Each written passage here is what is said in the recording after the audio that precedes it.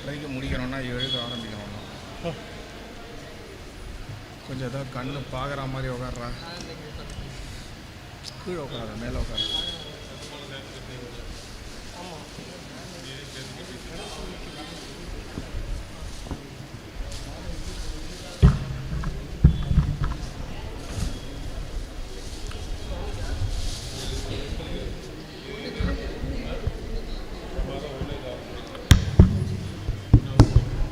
हरे राम राम राम हरे हरे, हरे कृष्ण कृष्ण कृष्ण हरे हरे, हरे राम राम राम हरे हरे, हरे कृष्ण कृष्ण कृष्ण हरे हरे, हरे राम राम राम हरे हरे, हरे कृष्ण कृष्ण कृष्ण हरे हरे, हरे राम राम राम हरे हरे, हरे कृष्ण कृष्ण कृष्ण हरे हरे, हरे राम राम राम हरे हरे, हरे कृष्ण कृष्ण कृष्ण हरे हरे, हरे राम राम राम हरे हरे, हरे कृष्ण कृष्ण कृष्ण हरे हरे, कूजन्तं राम रामेति मधुरं मधुराक्षरम् आरुह्य कविताशाखां वन्दे वाल्मीकिकोकिलं,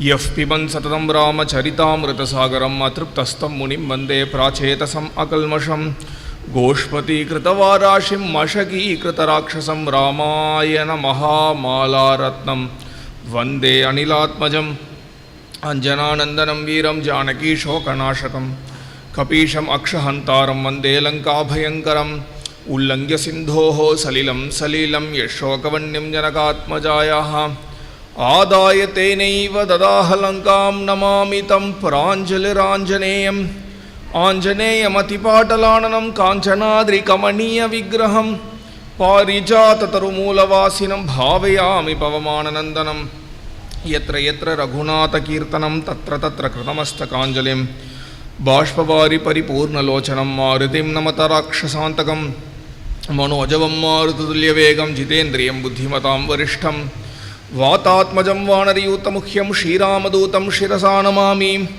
वैदेहीसहितं सुरद्रुमतले हैमे महामण्टपे मध्ये पुष्पकमासने मणिमये वीरासने सुस्थितम्, अग्रे वाचयति प्रभञ्जनसुते तत्त्वं मुनिभ्यः परं व्याख्यान्तं भरतादिभिः परिवृतं रामं भजे श्यामलं, रामं रामानुजं सीतां भरतं भरतानुजं, सुग्रीवं वायुसूनुञ्च प्रणमामि पुनः पुनः, नमोऽस्तु रामाय सलक्ष्मणाय देव्यै च तस्यै जनकात्मजायै, नमोऽस्तु रुद्रेन्द्रयमानिलेभ्यो नमो चन्द्रार्कमरुद्गणेभ्यः, चलितं रघुनाथस्य शतकोटिप्रविस्तरम् एकैकमक्षरं पुंसां महापातकनाशनं, वाल्मीकिगिरिसम्भूता रामाम्बो निधिसङ्गता श्रीमद्रामायणी गंगा, पूनातिभुवनत्रयं वाल्मीकेर्मुनिसिंहस्य कवितावनचारिणः, शृण्वन् रामकथानादं कोणयाति परां गतिं, कलये सुन्दराकारं सदैकप्रियदर्शनम्,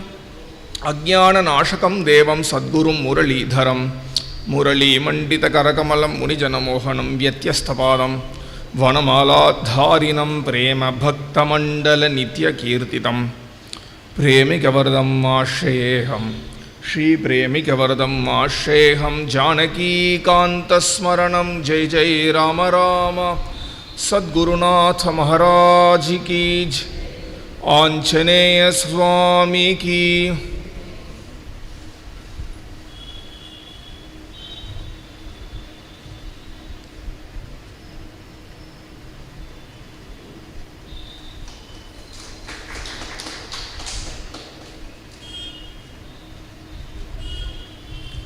ஸ்ரீயஸ்பதியினுடைய பரம கிருபையினால் ஸ்ரீமத் ராமாயணம் தொடர்ச்சியாக பார்க்கக்கூடிய ஒரு பெரும் பாக்கியம்.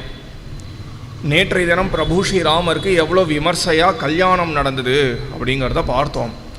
கல்யாணம் முடிந்த பிறகு அவர் திரும்பி வரும்பொழுது பலவிதமான சகுனங்களை பார்த்து அதை எப்படி நிர்ணயிக்கிறதுன்னு தெரியாமல் கொஞ்சம் தனிரினார் தசரதர் அப்படிங்கிறத பார்த்தோம். தசரதர் கிளம்பி வந்துட்டே இருக்கும்பொழுது பார்த்தா பூமியில் மான்கள் அவரை பிரதட்சிணமாக வருதான். பூமியில் மான்கள்லாம் பிரதட்சணமாக வருது அப்படிங்கிறது அவர் நிறைய ரதங்களில் வந்துட்டுருக்கார். அந்த ரதத்தை ஏதோ பிரதட்சணம் பண்ணுறது மான்கள்லாம். இது ஒரு நல்ல சகுனம். இது ஒண்டி நடந்தால் பரவாயில்ல. ஆகாசத்தில் இருக்கக்கூடிய பறவைகள்னால் அப்பிரதட்சணமாக வருது. ஆகாசத்தில் இருக்கக்கூடிய பறவைகள்னால் அப்பிரதட்சணமாக வந்தோன்னா ஒரு கெட்டது. இப்போ நல்லது கெட்டது ரெண்டும் ஒன்று சேர நடக்கிற மாதிரி சில அறிகுறிகள் நடந்த உடனே அவருக்கு எப்படி இதை புரிஞ்சுக்கிறது அப்படின்னு தெரியல. உடனே அங்கே இருக்கக்கூடிய வசிஷ்டரை கேட்க, வசிஷ்டர் சொன்னார், ஒரு பெரிய ஆபத்து வரப்போகிறது. அந்த ஆபத்து எந்த வேகத்தில் வரப்போகிறதோ அதே வேகத்தில் அந்த ஆபத்து விலகிடும் அப்படிங்கிறார். அங்கேருந்து பரசுராமர் வந்துடுறார். ராமன் அப்படின்னாலே பராக்கிரமசாலி அப்படின்னு ஒரு பெயர் வாங்கியிருக்கார் பரசுராமர்.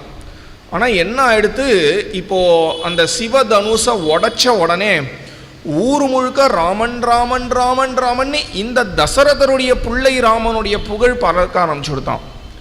அது அவருக்கு பொறுக்கலை. ராமன்னாலே நான் ஒருவன் தானே, அது எப்படி மற்றும் ஒருவன் வரலாம் அப்படின்னு கோபிச்சுண்டு அங்கேருந்து வந்துட்டார். வந்த உடனே கூட இருக்கக்கூடிய ரிஷிகள்லாம் பயப்படுகிறார்கள். தசரதர் நடுங்கிறார். ஏன்னா நிறைய க்ஷத்ரிய வம்சங்களே அழித்தவர் பரசுராமர்.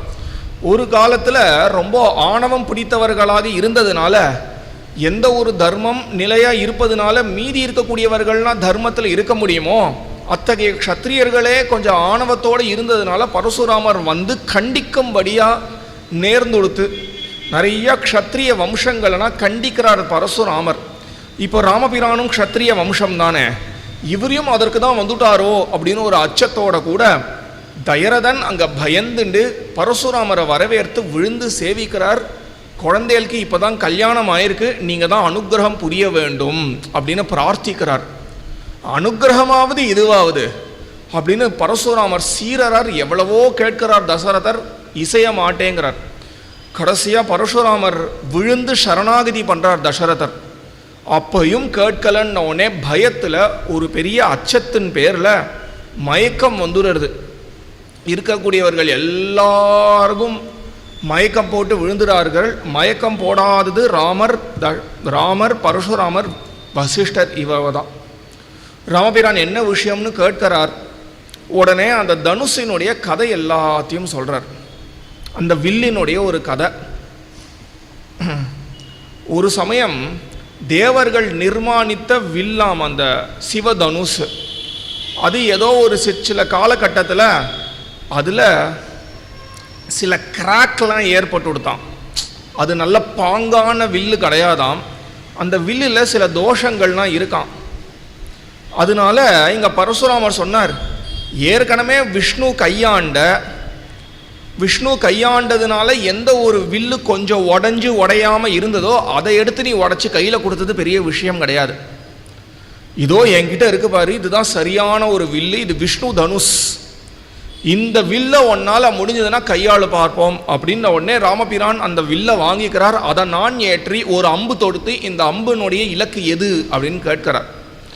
இதெல்லாம் பண்ண உடனே விஷ்ணுவினுடைய தனுசு, விஷ்ணுவினுடைய வில்ல விஷ்ணு ஒருவரால் தானே கையாள முடியும்.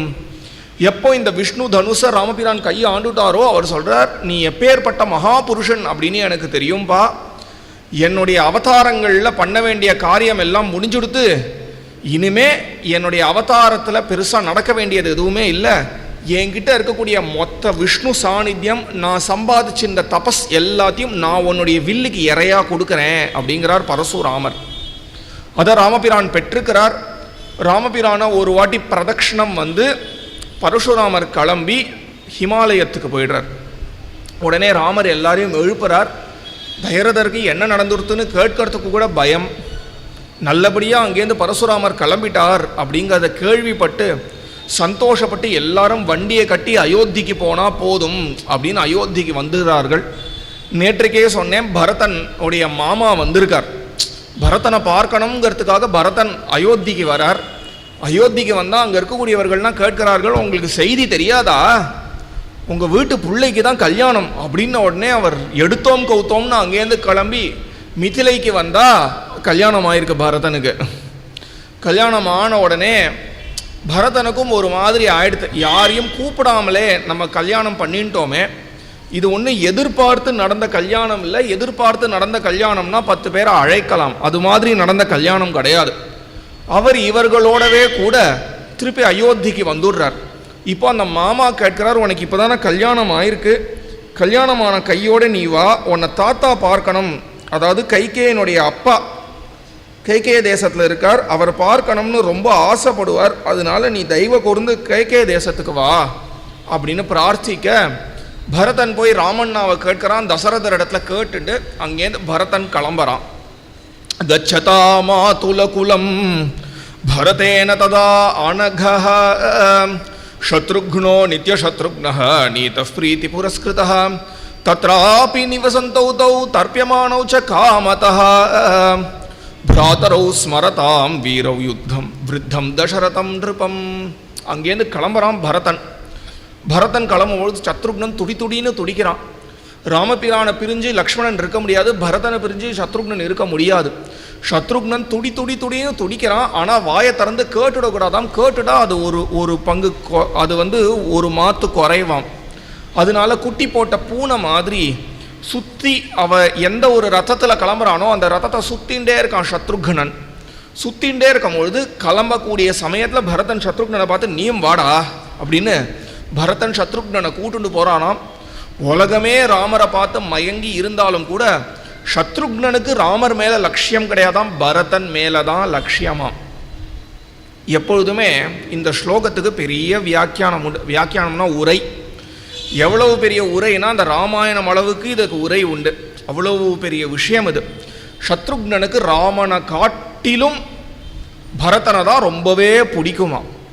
ஏன் அப்படின்னு பூர்வாச்சாரியர்கள் எல்லாரும் விவரிக்கிறார்கள். பொதுவாக நம்மளுடைய மனசில் எண்ணங்கள் இருக்கே, நம்ம மனசே இருக்கே, மனசில் இந்த தெய்வத்தை கொஞ்சம் பிடிக்கும், அந்த தெய்வத்தை கொஞ்சம் பிடிக்கும், இந்த தெய்வத்துக்கிட்ட போகிறது, அந்த தெய்வத்துக்கிட்ட போகிறது அப்படின்னு பொதுவாக லோகத்தில் எல்லாரும் எல்லா தெய்வத்துக்கிட்டையும் போகிறது வழக்கம்தான். இதில் சில பேர் எனக்கு தெரியும் இந்த கிழமைனா வர வச்சுப்பாங்க. செவ்வாய்க்கிழமையா இந்த கோவிலுக்கு போ, சனிக்கிழமையா பெருமாள் கோவிலுக்கு போகணும், கிழமைதோறும் போகிறதும் வழக்கம். இதெல்லாம் எதுவுமே விமர்சிக்கலை, லோகம் எப்படி இருக்குங்கிறத சொல்கிறேன். ஆனால் இது மாதிரி பண்ணுறதுல என்ன ஆகும் அப்படின்னா மனசு ஸ்ட்ரீம் லைன் ஆகாது. நான் சொல்கிறது புரியுறதா? ஒரு பைப் ஒன்று இருக்குது, பைப்புலேருந்து ஃபோர்ஸாக தண்ணி வெளில வரணும் அப்படின்னா அந்த பைப்பில் ஒரே ஒரு துவாரம் தான் இருக்கணும், ஒரு ஓட்டை தான் இருக்கணும். அந்த பைப்பில் 10 இடத்துல குத்தி விட்டுட்டோம்னு வச்சுக்கோங்களேன், இந்த பைப்பில் எந்த வழியாகவும் தண்ணி ஃபோர்ஸாக வராது, எல்லாத்துலேயும் கொஞ்சம் கொஞ்சம் வரும்.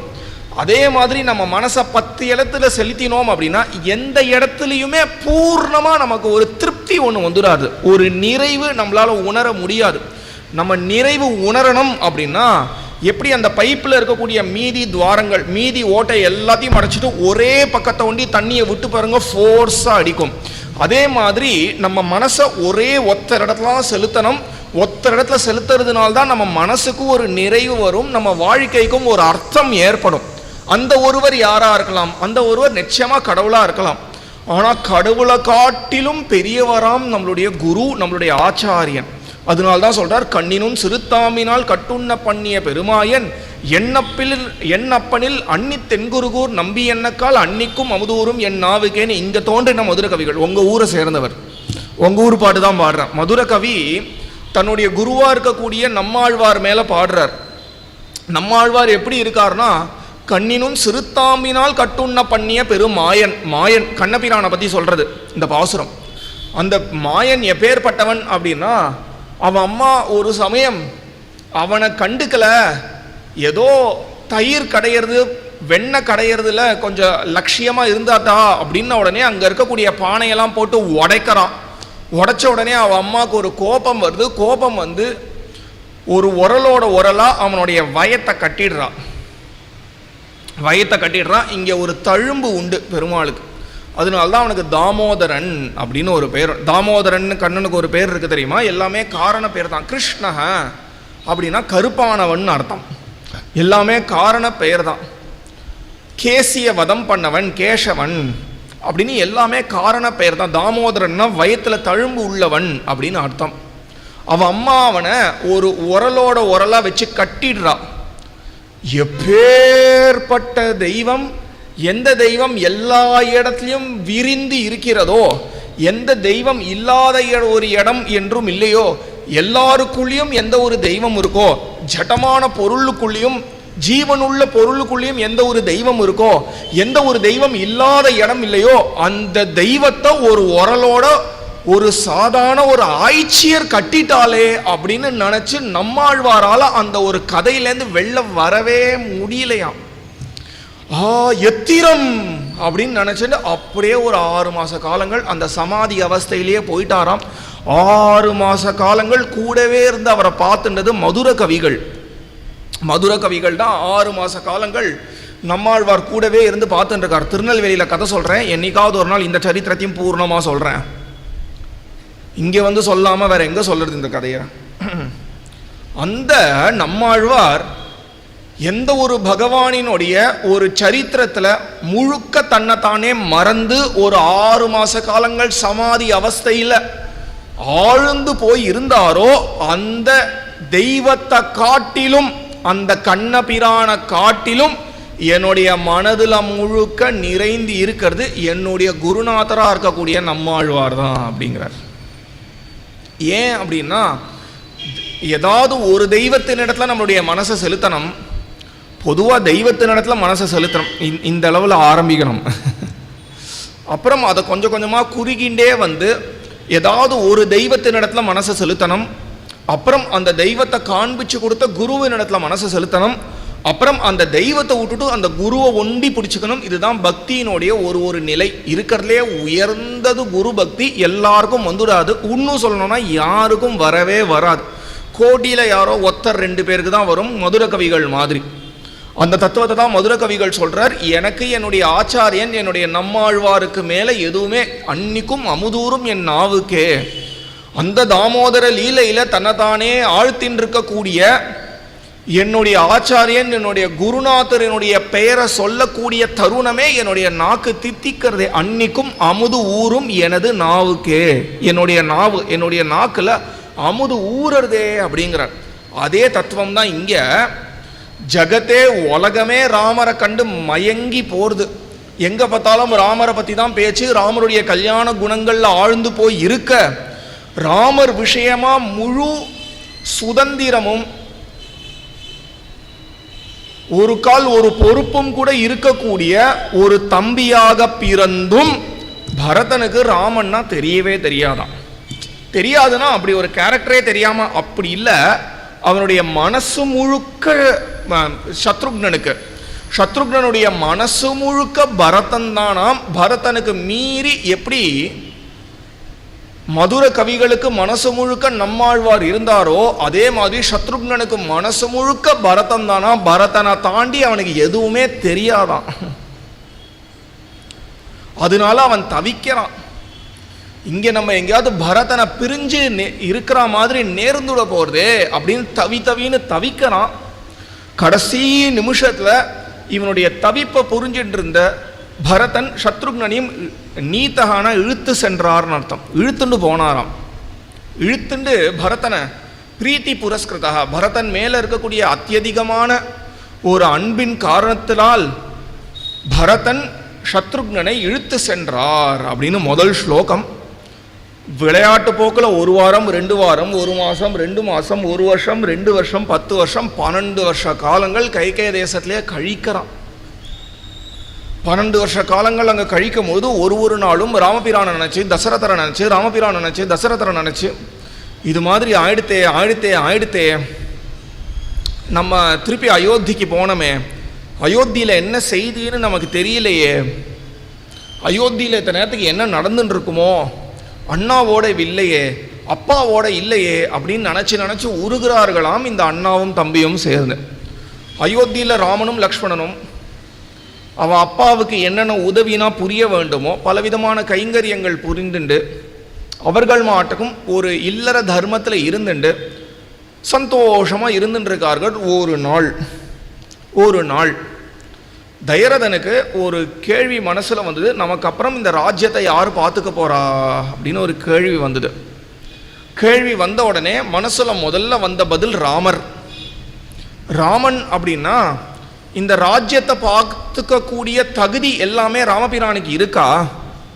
நம்மளுடைய மூத்த புத்திரனாக மூத்த மகனாக பிறந்த ஒரே காரணத்தினால அவனுங்க நம்ம பட்டத்தை கட்ட போகிறோமா, இல்லை நிஜமாகவே அவனுக்கு இந்த ஒரு ராஜ்யத்தை பார்த்துக்கக்கூடிய ஒரு தகுதிகள்லாம் இருக்கா அப்படின்னு ராமருடைய குணங்கள் எல்லாத்தையுமே என்றார். ராமருடைய குணங்களில் கொஞ்சம் கொஞ்சமாக ஈடுபட நமக்கும் வால்மீகி ஒரு வாய்ப்பாக ராமருடைய கல்யாண குணங்கள் எல்லாத்தையும் கொடுக்குறார். ராமர் எப்பேற்பட்டவர் அப்படின்னு ஒரு 100-200 கல்யாண குணங்கள் நற்குணங்கள் ஒன்று ஒன்றா அடுக்கிறார் வால்மீகி. அவ்வளவு குணங்கள் சொல்கிறதுக்கு அவகாசம் இருக்காது. 100 பார்க்க முடியாது, 10 கூட பார்க்க முடியாது, ஒரு 2-3 பார்க்கலாம். ராமருடைய குணங்களில் அதிகமாக வால்மீகி ஈடுபடுறது அவருடைய பேச்சு திறன். ரொம்ப அழகாக பேசுவாராம் ராமபிரான். சத்து நித்தியம் பிரசாந்தா ஆத்மா மிருது பூர்வம் சபாஷதே உச்சமானோபி பருஷம் நோதரம் பிரதிபத்தியதே. ரொம்ப அழகாக பேசுவாராம் ராமபிரான். அது என்னமோ தெரியல, அவருடைய பேச்சை கண்டு உலகமே மயங்கி போயிடுறது. சத்து நித்தியம் பிரசாந்தா ஆத்மா, எப்போ பார்த்தாலும் பரபரப்பாக இருந்துட்டு இங்கேயும் அங்கேயும் ஓடிண்டு இதெல்லாம் எதுவுமே கிடையாதாம் ராமன் இடத்துல. எப்பொழுதுமே சாந்தமாக இருப்பாராம். அவர் முகத்தை பார்த்தாலே நம்ம மனசை அடங்கிடுமாம். சில விஷயங்கள்லாம் பார்த்தா தான் நம்ம மனசு அடங்கும் தெரியுமா? எந்தெந்த விஷயங்கள்லாம் பார்த்தா தெரியுமா அடங்கும் மனசு? சமுத்திரத்தை பார்த்தா சமுத்திரத்துக்கு நம்ம மனசை ஆக்கர்ஷிக்கக்கூடிய ஒரு சக்தி இருக்குது. யானைக்கு நம்ம மனசை ஆக்கர்ஷிக்கக்கூடிய ஒரு சக்தி இருக்குது. இதெல்லாம் கவி சமயம் காவியங்களில் வரும். அதனால தான் இதையே அதிகமாக காவியங்களில் வர்ணிக்கப்படுறது. ஆகாசம், யானை, சமுத்திரம். அதனால தான் இதெல்லாம் எவ்வளவு பார்த்தாலும் போதும்னே தோணாது.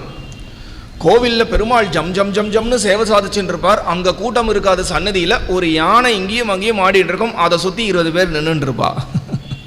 பெருமாளை பார்க்கறதோட யானையை பார்க்கறதுக்கு கூட்டம் நின்றுருக்கும். பார்த்துருக்கேளா? நீங்களே பார்த்துருப்பேன், நான் பார்த்துருக்கேன். இதெல்லாம் நமக்கு யாரும் சொல்லி கொடுத்து வந்தது கிடையாது.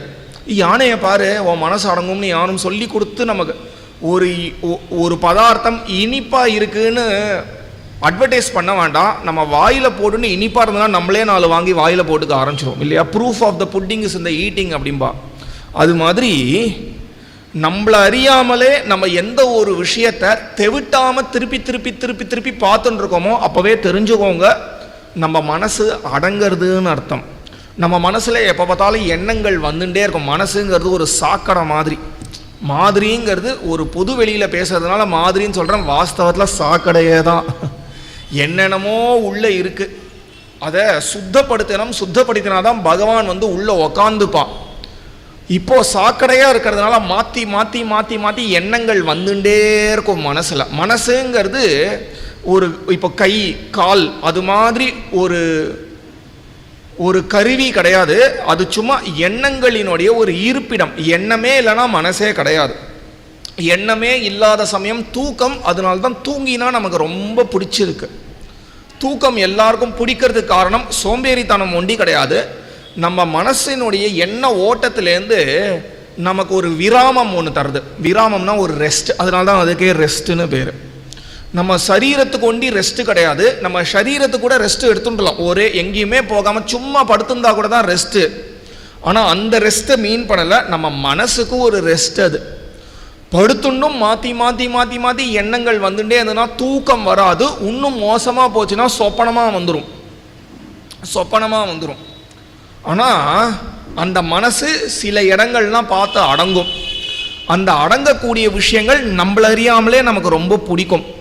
எப்பயுமே இங்கேயும் அங்கேயும் அலைஞ்சுட்டே இருக்கக்கூடிய மனசு ரொம்ப விசித்திரம். மனசை பற்றியே பேசிட்டு போகலாம், ரொம்ப நல்லா இருக்கும்.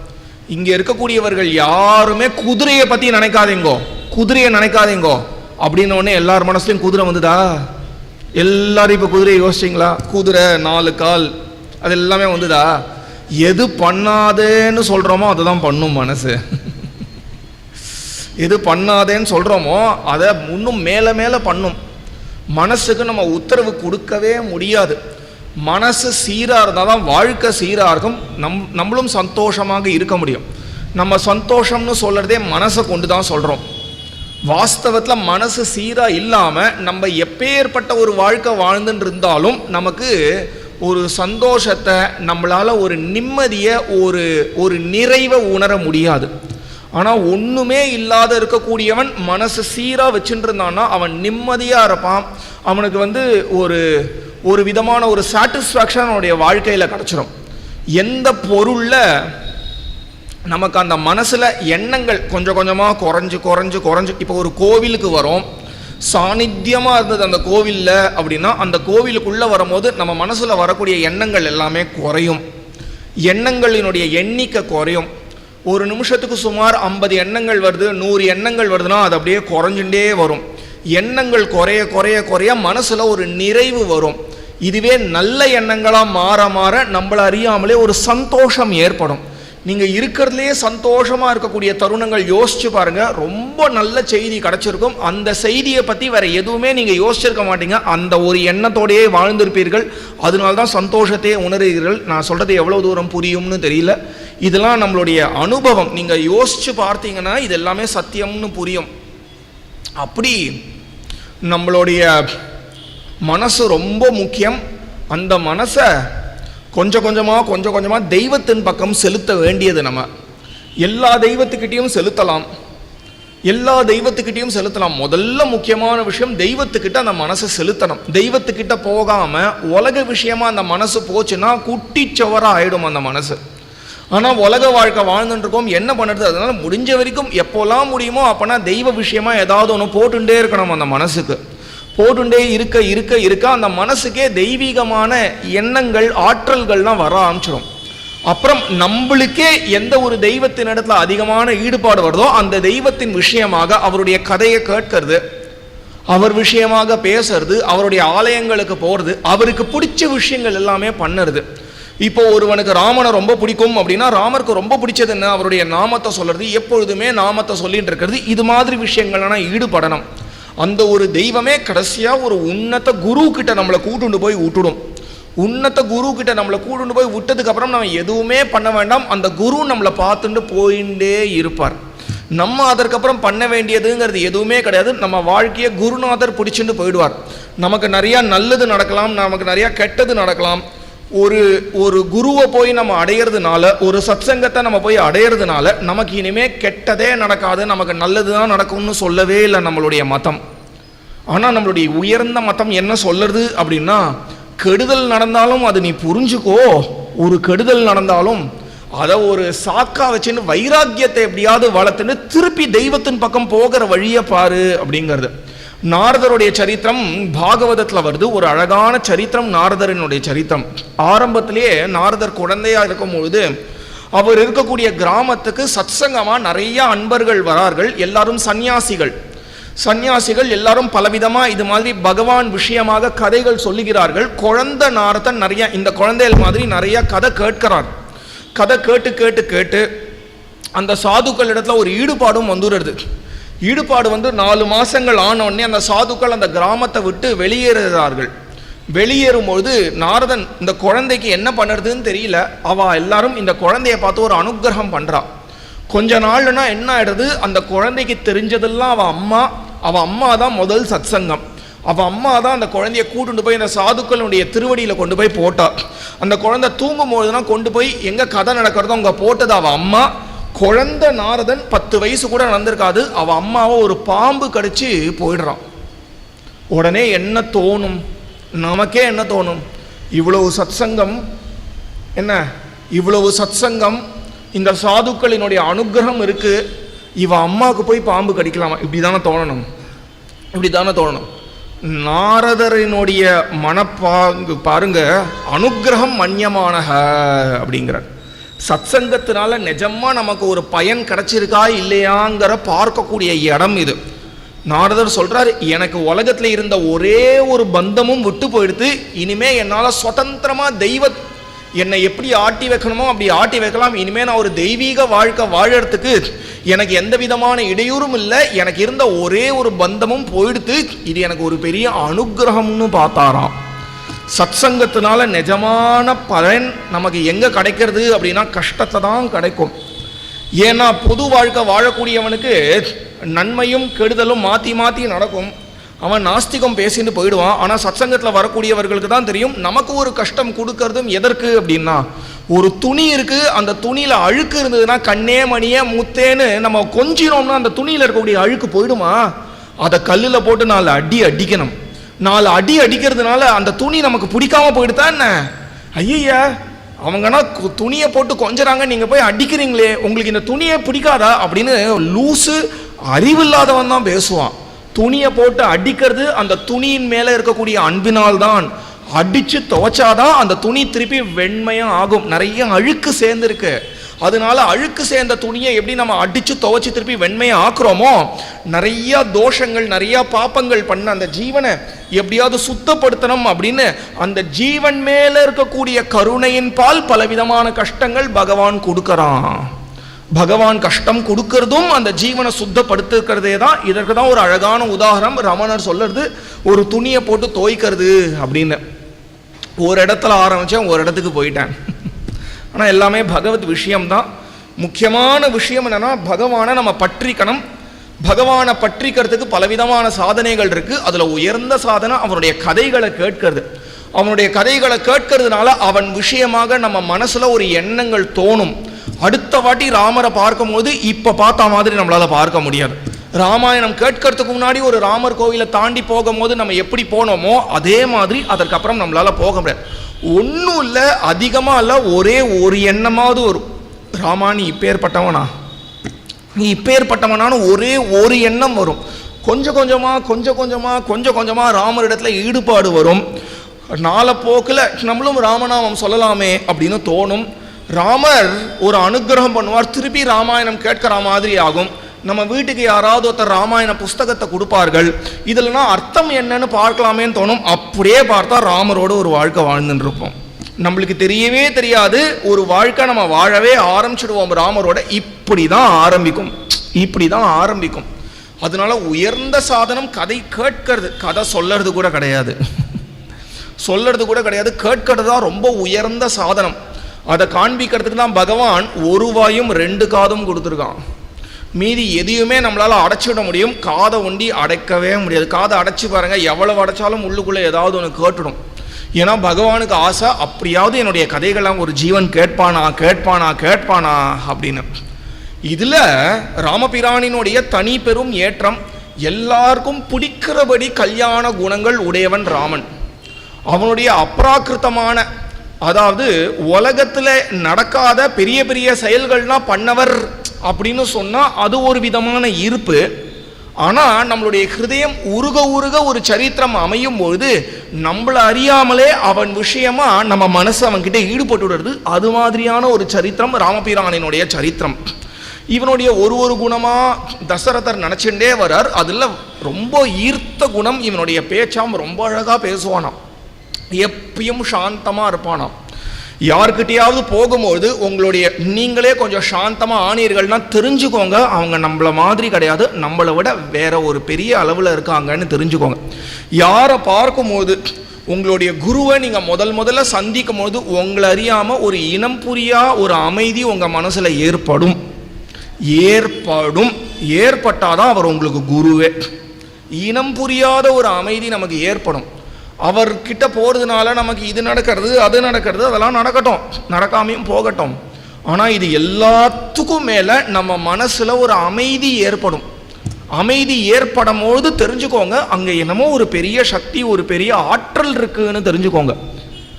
அப்படி ராமபிரான் எப்பவுமே சாந்தமா இருப்பானாம். அவனை சுத்தி யாரு வந்தாலும் அவனிடத்துல ஈடுபட்டாலும் அவர்களும் சாந்தமாக இருப்பார்களாம். ஒரு சமயம் பிரசாந்தமா இருப்பான், ஒரு சமயம் பரபரப்பா இருப்பான்னு கிடையாது. சத்து நித்தியம் பிரசாந்தா தான், எப்பொழுதுமே பிரசாந்தமா இருப்பான். மிருதுவா பேசுவானாம், கொஞ்சி பேசுவானாம் ராமன். அவன் பேசக்கூடிய வார்த்தைகள் கூட ரொம்ப முத்தா இருக்குமா. சில பேர் பேசும்போதே ஏதோ 2 கல் போட்டு உடைக்கிற மாதிரி இருக்கும். ஒன்றும் பெருசா இல்லை, நம்மளை விசாரிச்சிருப்பார்கள் அவ்வளவுதான். அப்படின்னா இருக்காதான் ராமன் பேசினான்.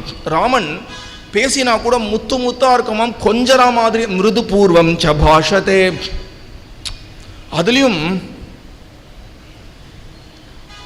பிரிய பாஷைன்னு சொல்லக்கூடிய ராமன் பிரியமா பேசக்கூடியவன், சத்தியத்தை மத்தியமே பேசக்கூடியவன். இது 2ம் இல்லாம பூர்வ பாஷீச்ச ராகவக, அவன் தான் முதல்ல இறங்கி வந்து பேசுவானாம். அவன் முதல்ல இறங்கி வந்து பேசுறதுங்கிறது ஒரு பெரிய விஷயம். ஒன்றுமே இல்லாதவன் எல்லார்கிட்டையும் போய் வழிஞ்சு பேசின்னு இருப்பான். ஒரு சின்ன பதவி கிடைக்கட்டமே, சின்ன சொத்து கிடைக்கட்டமே, ஒன்றும் இல்லை, ஒரு சம்பளம் வாங்க ஆரம்பிச்சிட்டோம், அவன் ஆஃபீஸ்லேயே அவனுக்கு வந்து ஒரு ப்ரமோஷன் கிடைக்கட்டும். அந்த ப்ரமோஷன் கிடைக்கிறதுக்கு முன்னாடி எப்படி இருந்தானோ ப்ரமோஷன் கிடைச்சதுக்கப்புறம் அப்படியே இருக்க மாட்டான். ஒரு வித்தியாசம் வந்துடும். அவனா பேசக்கூடாதுனால அவன் வந்து பேசுகிறான், நான் பேசுகிறேன் அப்படின்னு தோணிடும். வேறு யாரையோ பற்றி பேசுகிறேன், நம்மளை பற்றியே தான் பேசிக்கிறேன். ஒரு பரீட்சை எழுதுகிறோம், பரீட்சை எழுதி பாஸ் பண்ணுறதுக்கு முன்னாடி ஒரு மாதிரி, பாஸ் பண்ணதுக்கப்புறம் ஒரு மாதிரி நானே நடந்துருந்துருக்கேன். இது பொதுவாக இயல்பாக எல்லா மனிதர்களினுடைய ஒரு குணம். ஆனால் சக்கரவர்த்தி திருமகன் தசரதரினுடைய புத்திரன், அடுத்தது அவர் தான் சக்கரவர்த்தியை ஆக போகிறார். அப்பேற்பட்ட உயர்ந்தவர் ஒரு குழந்தைய பார்த்தாலும் முதல்ல இறங்கி பேசுறது அவராக இருப்பாராம். அங்கேருந்து குஹனை பார்க்கிறார், முதல்ல குஹனை விசாரிக்கிறது ராமர். ஷூர்பனகையை பார்க்கிறார், முதல்ல ஷூர்பனகை விசாரிக்கிறது ராமர். ஜட்டாயுவை பார்க்கிறார், முதல்ல விசாரிக்கிறது ராமர். காட்டில் இருக்கக்கூடிய அனைத்து ரிஷிகளையும் முதல்ல போய் விசாரிக்கிறது ராமர். அவர்கள் வந்து நம்ம கிட்ட பேசட்டும், அப்புறம் நம்ம பதில் சொல்லிக்கலாம் அப்படின்னு விடாம முதல்ல இவர் போய் பேசுவார். அப்பேற்பட்ட பெரியவர். ராவணன் வந்தா ராவணன்கிட்டையும் முதல்ல பேசுறது ராமர் தான். எல்லாரும் ராமர்கிட்ட பிரஸ்டீஜ் பார்ப்பா. ராமருக்கு பிரஸ்டீஜ் பார்க்கறதுனா என்னன்னே தெரியாதான். அவர் தான் இறங்கி பேசுவாராம். எழுத்தாப்பில் இருக்கக்கூடியவனுக்கு என்ன விஷயம் தெரியுமோ அந்த விஷயமா எடுத்து பேசுவாராம். அவருக்கு தெரியாத விஷயம் கிடையாது. நமக்கும் அவருக்கும் உதாரணம் சொல்கிறேன், வித்தியாசம். நம்ம எப்படி பேசுவோம்? எழுத்தாப்பில் இருக்கக்கூடியவனுக்கு எந்த ஒரு விஷயம் தெரியாது, நமக்கு எந்த ஒரு விஷயம் தெரியுமோ அதை ரெண்டுத்தையும் கோர்த்து பேசணும். ஏன்னா ஒரு அல்பமான ஒரு சந்தோஷம். நம்ம அந்த பக்கம் நடந்து போனதுக்கு அவருக்கு எவ்வளோ தெரியும், சி நான் மக்கா இருக்கானேன்னு அவனுக்கு தோணணும்னு நம்ம இருப்போம். முன்னையும் அல்பமா? அது மாதிரி கிடையாதாம் பிரபு அல்பம்னு நினைக்க ஆரம்பிச்சார்னா உலகத்தையே அல்பம்னு நினைக்க வச்சுருவார். ஆனால் எழுத்தாப்பில் இருக்கக்கூடியவனுக்கு தெரிஞ்ச விஷயமா எடுத்து கோர்த்து பேசுவாராம். அதுலேயும் தனக்கு என்னமோ அந்த விஷயம் தெரியாது, அவன் சொல்லி தான் தெரிஞ்சுக்கணும் அப்படிங்கிற அளவில் ஒரு கேள்வி வேற கேட்டு தெரிஞ்சுப்பாராம். ஒரு மரத்தை தடவி பார்த்து இது என்னடா மரம் அப்படின்னு கேட்கிறார் குஹனை. குஹனுக்கு ஆச்சரியம். நம்ம வாழ்நாளில் ஏழை ஏதலன் கீழ்மகன் எண்ணாதிறங்கி மற்றும் அவனுக்கு இன்னருள் சுரந்து அப்படிங்கிறார் ஆழ்வார். ஏழை ஏதலன் கீழ்மகன். அவன் வந்து ஒரு மழைக்கு கூட பள்ளிக்கூடம் பக்கம் போனது கிடையாது குஹன். அவனை பார்த்து ராமர் கேட்கிறார், இது என்ன மரம்? குஹன் சொல்றான், இது ஆலமரம். ஆலமரமா? ஆலமரத்தில் என்ன வரும்? அவன் உடனே சொல்கிறான், உனக்கு தெரியாதா ராமா, பால் வரும். உடனே லக்ஷ்மணன் சொல்கிறான், என்னடா? லக்ஷ்மணனை பார்த்து ராமபிரான் சொல்கிறார், என்னடா லக்ஷ்மணா, அயோத்தியில் இருக்கக்கூடியதுன்னா பின்ன ஆலமரமே இல்லையா? இங்கே குஹனுடைய கிராமத்தில் இருக்கக்கூடிய ஆலமரத்துலனா பால் வருது பாடுறா, விசேஷமான ஆலமரம் அப்படின்னா குஹனுக்கு நமக்கு கூட ஒரு விஷயம் தெரிஞ்சிருக்கு பார்த்தியா, ராமனுக்கு தெரியாததுன்னு தோணிடுமாம். அப்படி நடந்துட்டு போயிடுவாராம் ராமபிரான். ஒருத்தர்கிட்ட வந்து பேசிட்டு போனா அவளுக்கே லைஃப்பில் ஒரு கான்ஃபிடன்ஸ் வந்துடுமாம். ஏதோ ஒரு விதத்தில் இன்ஸ்பயர் பண்ணிட்டு போயிடுவாராம் ராமபிரான். ஒரு புத்துணர்ச்சி வந்துடுமாம். எப்பயுமே பாசிட்டிவான வேர்ட்ஸ் தான் பேசுவாராம். அவளுடைய ஒரு உற்சாகத்தை ஊட்டுற மாதிரி தான் பேசுவாரே ஒழிய பேசினதுக்கப்புறம் ஏண்டா வாழறோம்னு தலையில் அடிச்சுக்கிற மாதிரி தோணவே தோணாதாம். பேசும்பொழுது ஒரு சந்தேகம் கூட வந்துடுமாம், இவர் பேசினாரா பாடினாரான்னு ஒரு சந்தேகம் வந்துடுமாம். அவ்வளோ அழகிய குரலாம். கிடுன்னு பேச மாட்டாராம். சில பேர் பேசினா எப்போடா முடியும்னு தோணிடும், அவ்வளோ மெதுவாக பேசுவார்கள். உங்கள் எல்லாருக்கும் யாருக்காவது அப்படி தோணுறதா என்ன? இல்லையே. அப்படி மெதுவாக பேசுவாளாம். அது மாதிரி மெதுவாகவும் பேச மாட்டாராம், கிடுன்னு பேச மாட்டாராம். சில பேருக்கு கிடுன்னு பேசினா பிடிக்கும், சில பேருக்கு மெதுவாக பேசினா பிடிக்கும். அவர்களுக்கு எப்படி பிடிக்குமோ அது மாதிரி பேசுவாராம். ஆனால் மிச்சபடி வர்த்ததே மத்தியமேஸ்வரே அப்படின்னு சொல்கிற மாதிரி ஒரு மத்தியம ஸ்வரத்தில் பாடுறாரா பேசுகிறாரான்னு ஒரு சந்தேகம் வரா மாதிரி பேசிட்டு பழகிட்டு போயிடுவாராம். இதெல்லாம் ராமர்கிட்டயே இருக்கக்கூடிய தனி குணங்கள். இந்த குணங்களில் உலகமே ஆழ்ந்து போகிறது. ஆனால் அவர்கிட்ட பேசினா எல்லாருக்கும் ஒரே ஒரு குறையாம். ஒருத்தர் ரெண்டு பேருக்கு கிடையாது, யூனிஃபார்மாக இருக்கக்கூடியவர்கள் எல்லாருக்கும் ஒரு குறை ஒன்று வந்துருமா. என்ன தெரியுமா குறை? எல்லாருக்கும் இன்னும் ரெண்டு வார்த்தை பேசியிருக்கலாமே, ஏன் அதற்குள்ளே எதற்கு போகணும், இன்னொரு ரெண்டு வார்த்தை பேசியிருக்கலாமே அப்படின்னு எல்லாருக்கும் தோணிடுமாம். அவ்வளோ அழகாக பேசுவானாம். எப்பயும் உற்சாகமாக இருப்பாராம். ஜனங்கள் எல்லாரும் எந்த விதமான வித்தியாசத்தையும் பாராட்ட மாட்டாராம். எல்லார்கிட்டையும் இறங்கி பழகுவாராம். யார் பேசினாலும் முதல்ல காது கொடுத்து கேட்பாராம். யார்கிட்டையும் விரோதமே பாராட்ட மாட்டாராம். விரோதமே பாராட்டாத ஒரே ஒருத்தர் ஜகத்திலே ராமன் தான். ரிப்புவத்சலன்னு ஒரு பேர் வேற உண்டு. பொதுவாக தெய்வத்துக்கு பக்தவத்சலன்னு ஒரு பேர் உண்டு. பக்தர்களை தன்னுடைய குழந்தையா பார்க்கக்கூடியவன். ராமபிரான் எப்பேற்பட்டவர்னா தன்னுடைய எதிரியை கூட தன்னுடைய குழந்தை மாதிரி பார்த்துட்டுருவாராம் ராமர். ரிப்புவத்சலா அப்படிங்கிறார் கருடன் ராமரை பார்த்த பின்னாடி யுத்த காண்டத்தில். அப்பேற்பட்ட குணம் படைத்தவர். யாரை கண்டும் அசூயை படமாட்டார். எல்லாருடைய வளர்ச்சியை கண்டும் சந்தோஷப்படக்கூடியவர். எல்லாரும் வளரணும் என்று ஆசைப்படக்கூடியவர். அவரை பார்த்தாலே எப்பொழுதுமே ஒரு ஸ்மைலிங் ஃபேஸாக சிரிச்ச முகத்தோடு இருப்பார். முகத்தை தொங்க போட்டுன்னு என்றைக்குமே இருக்க மாட்டார். ஒரு இடத்துல ராமபிரான் போனார் அப்படின்னா அந்த இடத்துல இருக்கக்கூடியவர்கள் எல்லாரும் ராமரையே சூழ்ந்து இருக்க ஆரம்பிச்சிடுவார்கள். அப்புறம் எப்போ அவருடைய விஷயம் முடிஞ்சுடுத்தோ அந்த இடத்துல அப்புறம் ஒரு 5 நிமிஷம் இருக்கிறது, 10 நிமிஷம் இருக்கிறது, கெக்கபுக்க நடந்துக்கிறது, அது எதுவுமே ராமன் கிட்ட கிடையாது. அவருடைய வேலை ஒரு இடத்துல முடிஞ்சு கொடுத்தனா அடுத்த நிமிஷம் அங்கேருந்து கிளம்பிடுவார் ராமபிரான். இப்படி ஒரு குணமாக சொல்கிறது. கதஞ்சித் உபகாரே ந கிருத்தே நெய்கேன துஷ்யதி நஸ்மரத்யபகாராணாம் சதமப்யாத்மவத்தயாத். ராமபிரானுக்கு ஏதாவது ஒரு உபகாரம் நம்ம பண்ணினோம் அப்படின்னா முழு உபகாரம் பண்ண வேண்டாம், அரை உபகாரம். அந்த உபகாரத்தில் ஏதாவது ஒரு பங்கு நம்ம வகித்தா கூட போகிறோம். அதை நினச்சின்னு என்றைக்குமே சந்தோஷப்பட்டு இருப்பாராம். ராமபிரானுக்கு தெரியாதனமாக நம்ம ஏதாவது ஒரு உபகாரம் பண்ணிட்டா கூட தெரியாதனமாக என்ன உபகாரம் பண்ணலாம் யோசிச்சு பாருங்களேன். என்ன ஒரு உபகாரம் பண்ண முடியும் தெரியாதனமா?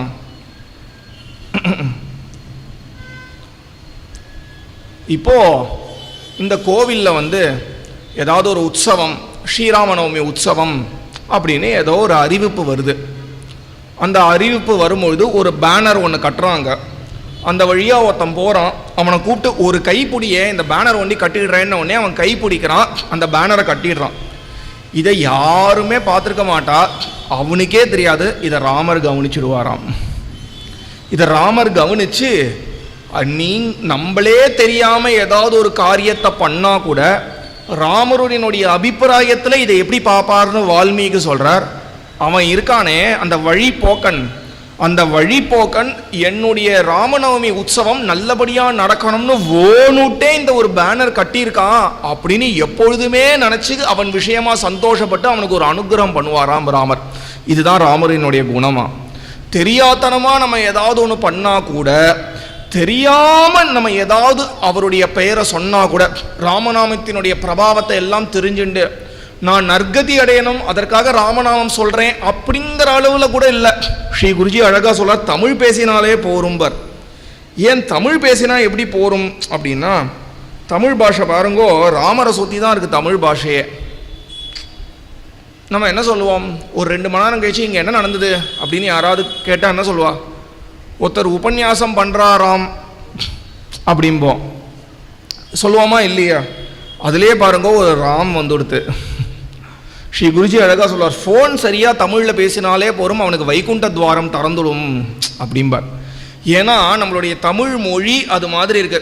பண்றாராம், வராராம், போறாராம், செய்கிறாராம் இப்படின்னு நம்ம தமிழில் பேசும்போதே எவ்வளோ ராம் ராம் ராம் ராம் இருக்கு பாருங்கோ. நம்ம ராமருடைய நாமத்தை சொல்லணும் அப்படிங்கிறதுக்காக நம்ம சொல்லலை. நம்ம தமிழில் வேற ஏதோ ஒரு அர்த்தத்தை வச்சுன்னு தான் சொல்கிறோம். ஆனால் ராமர் வேற ஏதோ ஒரு அர்த்தத்தை கிரகிக்க மாட்டார். என்னுடைய பெயரை சொல்லணுங்கிறதுக்காக சொல்கிறவன்னு கிரகிச்சுண்டு அவனுக்கு எல்லா விதமான நன்மையும் புரியக்கூடியவனாம ராமன். எப்படி தெரிஞ்சாமல் நம்ம அவனுக்கு ஏதாவது ஒரு விதத்தில் நம்ம ஏதாவது ஒரு காரியம் பண்ண போக அதை அவன் ஒரு நன்மையாக எடுத்துன்னு நமக்கு அனுகிரகம் செய்கிறானோ, அதே மாதிரி தெரியாதனமாக அவன்கிட்ட ஏதாவது ஒரு அபச்சாரப்பட்டா தொலைச்சிடுவான்னு தானே சொல்லணும். வால்மீகி சொல்கிறார், நஸ்மரதி அபகாரானாம். அவன்கிட்ட தெரிஞ்சே பண்ணாலும் ராமனை ஏதாவது ஒன்று பண்ணணும் அப்படின்னு வஞ்சனையோட தெரிஞ்சே 1 இல்லை 10 இல்லை 100 இல்லை 1,00,000 இல்லை கோடிக்கணக்கான அபச்சாரங்கள் பண்ணாலும் கூட ராமபிரானுக்கு மனசில் அது எதுவும் நினைவே இருக்காதாம். அப்பேற்பட்ட கல்யாண குணங்கள் உடையவனாம் பிரபு ஸ்ரீராமன். நன்னா பிரிஸ்காக இருப்பானாம். எந்த காரியம் பண்ணாலும் அந்த காரியம் ஏன் பண்ணுறோம்னு தெரியுமா. நீங்கள் பாதி பேரை கேளுங்களேன், இது ஏன் பண்ணுறேன்னு தெரியாதுன்றவா. ந ததா அவிததக்ரியா அப்படிங்கிறார் வால்மீகி. அவன் என்ன காரியம் பண்ணாலும் அந்த காரியத்துக்கு பின்னாடி ஏன் பண்ணுறோம்னு தெரிஞ்சு பண்ணக்கூடியவன், ஒரு காரணம் இல்லாமல் எந்த செயல்களையும் புரியாதவன் அப்படின்னு ராமனுடைய குணங்கள் எல்லாத்தையும் அடுக்கிறார் வால்மீகி. கடைசியாக அவனுக்கு தோணுறது தசரதருக்கு, இவனுக்கு தெரியாத வித்யை கிடையாது, இவனுக்கு எல்லா விஷயங்களும் தெரியும், அதனால இவனுக்கே அடுத்தது ஒரு பட்டத்தை கட்டுவோம் அப்படின்னு தோணுறது. உடனே பட்டம் அப்படின்னு தெரிவிச்சிட வேண்டியது தான், எதற்குமே நிற்க வேண்டிய அவசியம் இல்லை. ஆனால் தசரதர் மெக்னானிமஸாக ஒரு விஷயம் பண்ணுறார். கூப்பிட்டு தன்னுடைய மந்திரிகள் எல்லாரையும் விசாரிக்கிறார். மந்திரிகள் எல்லாரும் ஒப்புதல் கொடுக்கிறார். ரித்விக்குகள் எல்லாரையும் விசாரிக்கிறார். ரித்விக்குகளும் ஒப்புதல் கொடுக்கிறார். கடைசியாக வசிஷ்டர் கேட்கிறார், அவரும் ரொம்ப சந்தோஷப்படுறார். அப்புறம் கடைசியாக நிறைவாக சுமந்திரன் அப்படின்னு அவருடைய பிரதம மந்திரியை கேட்கிறார். சுமந்திரனை கேட்ட உடனே அவர் சொல்கிற அழகாக கம்மன் சொல்கிறான், 2 கன்றுக்கு இணங்கி ஒரு என இருந்தார் அப்படிங்கிறார். அப்படின்னா பசுமாடுன்னு அர்த்தம். இங்கே திருநாங்கூர் பக்கத்தில் ஒரு திவ்யதேசம் இருக்குது. அந்த பெருமாள் பசுவை பிடிச்சுண்டு அப்படி நின்றுருப்பார். அதனாலே அவருக்கு மருவி அப்பன் அப்படின்னு பெயர். ஒரு ஸ்தல புராணம், சிவன் பார்வதி விஷயமாக ஒரு ஸ்தல புராணம் போகும். பார்வதியும் சிவனையும் திருப்பி சிவபெருமானையும் திருப்பி சேர்த்து வச்சார் பெருமாள் அப்படின்னு அந்த ஊரினுடைய ஒரு ஸ்தல புராணம். அந்த பெருமாள் ஒரு பசுவை மருவிண்டு நிற்கிறதுனால மருவியப்பன்னு பேர். அப்படின்னாலே பசுன்னு பேர். 2 கன்றுக்கு இணங்கி ஒரு சுமந்திரரை பார்த்து தசரதர் கேட்கிறார், ராமருக்கு பட்டம் கட்டலாமா அப்படின்னு. பட்டம் கட்டலாமா அப்படின்னு கேட்ட உடனே சுமந்திரருக்கு வேண்டாம்னு சொல்லணும்னு ஆசையாக இருக்காம் தயரதனுக்காக, கட்டலாம்னு சொல்லணும்னு ஆசையாக இருக்குது ராமனுக்காக. இப்போது நான் என்ன சொல்லுறது, சரின்னு சொன்னால் தயரதன் இந்த பட்டத்தை விட்டு போயிடுவாரே, வேண்டாம்னு சொன்னால் ராமனுக்கு பட்டம் கிடைக்காது, நான் என்ன பண்ணுறதுன்னு எனக்கு தெரியலையே, நான் என்ன சொல்லுறதுன்னு தெரியலங்கிறதுக்கு ஓமைக்கு ஒரு கம்மன் இல்லையா, ஒரு ஓமை சொல்கிறார். ஒரு மாடு இப்போ தான் ஒரு கன்றை ஈன்றெடுத்திருக்கு. அந்த மாட்டினுடைய கன்று அந்த மாட்டினுடைய முளை கிட்ட போய் பால் சாப்பிட போகும்பொழுது 1 வருஷத்துக்கு முன்னாடி இதே மாடு ஒரு கன்றை ஈன்றெடுத்திருக்கு. அந்த கண்ணுக்குட்டியும் அம்மா அப்படின்னு பால் கேட்கறதாம் கொஞ்சம் தூரத்தில். இப்போ இந்த தாய் பசுக்கு இந்த கன்றுக்கு கொடுக்கறதா அந்த கன்றுக்கு கொடுக்கறதான்னு தெரியாமல் எப்படி திக்குமுக்காகி இருக்குமோ, அதே மாதிரி சுமந்திரருக்கு ராமனுக்குன்னு சொல்கிறதா தயரதனுக்குன்னு சொல்கிறதான்னு தெரியாமல் திக்குமுக்கா அப்படின்னு இருக்கார். கடைசியாக சுமந்திரர் சொல்கிறார், ராமருக்கே பட்டத்தை கொடுத்துடலாம் அப்படிங்கிறார் சுமந்திரர். எல்லாம் ஆயிடுத்து. ஊரில் இருக்கக்கூடிய அனைத்து ஜனங்களையும் அழைத்தார் தயரதன். எல்லாரையும் அழைச்சு அவர்களினுடைய அபிப்பிராயத்தையும் கேட்கிறார். எல்லா ஜனங்களும் சந்தோஷப்பட்டு ஒன்று சேர ராமனுக்கு தான் பட்டம் அப்படிங்கிறாளாம். ஒருத்தருக்கும் வீட்டில் இருக்கக்கூடிய ஒரு அப்பா மாதிரி ராமர் ஒவ்வொருத்தரையும் பார்த்துப்பார். ஏதாவது ஒரு கஷ்டம் வந்துடுத்து அப்படின்னா அந்த கஷ்டத்துலேருந்து போக்குபவராக ராமர் இருப்பார். ஒரு சந்தோஷம்னா பந்தக்கால் நடுறதுலேருந்து அந்த ஒரு உற்சவம் முடிகிற வரைக்கும் அந்த வீட்டிலேயே இருந்து தங்கி எல்லாருக்கும் எல்லா விதமான நன்மைகளையும் புரிபவனாக ராமன் இருப்பான். எங்களுக்கு ராமனை பட்டம் கட்டி பார்க்கணும்னு தான் ஆசை அப்படின்னு ஊர் மக்கள் எல்லாரும் இச்சாமோகி மகாபாகும் ரகுவீரம் மகாபலம் கஜேன மகதாயாந்தம் ராமம் சத்ராவிருத்தானனம். இச்சாமோகி மகாபாகும் எல்லாரும் சந்தோஷப்பட்டு ராமனை தான் எங்களுக்கு பட்டம் கட்டி பார்க்கணும் அப்படின்னு சொன்ன உடனே தசரதர் ஊருக்கெல்லாம் சொல்லிட்டாரோனோ இப்போ ராமரை அழைக்கிறார். இன்னும் ராமனுக்கு தெரியாது தனக்கு பட்டம்னு.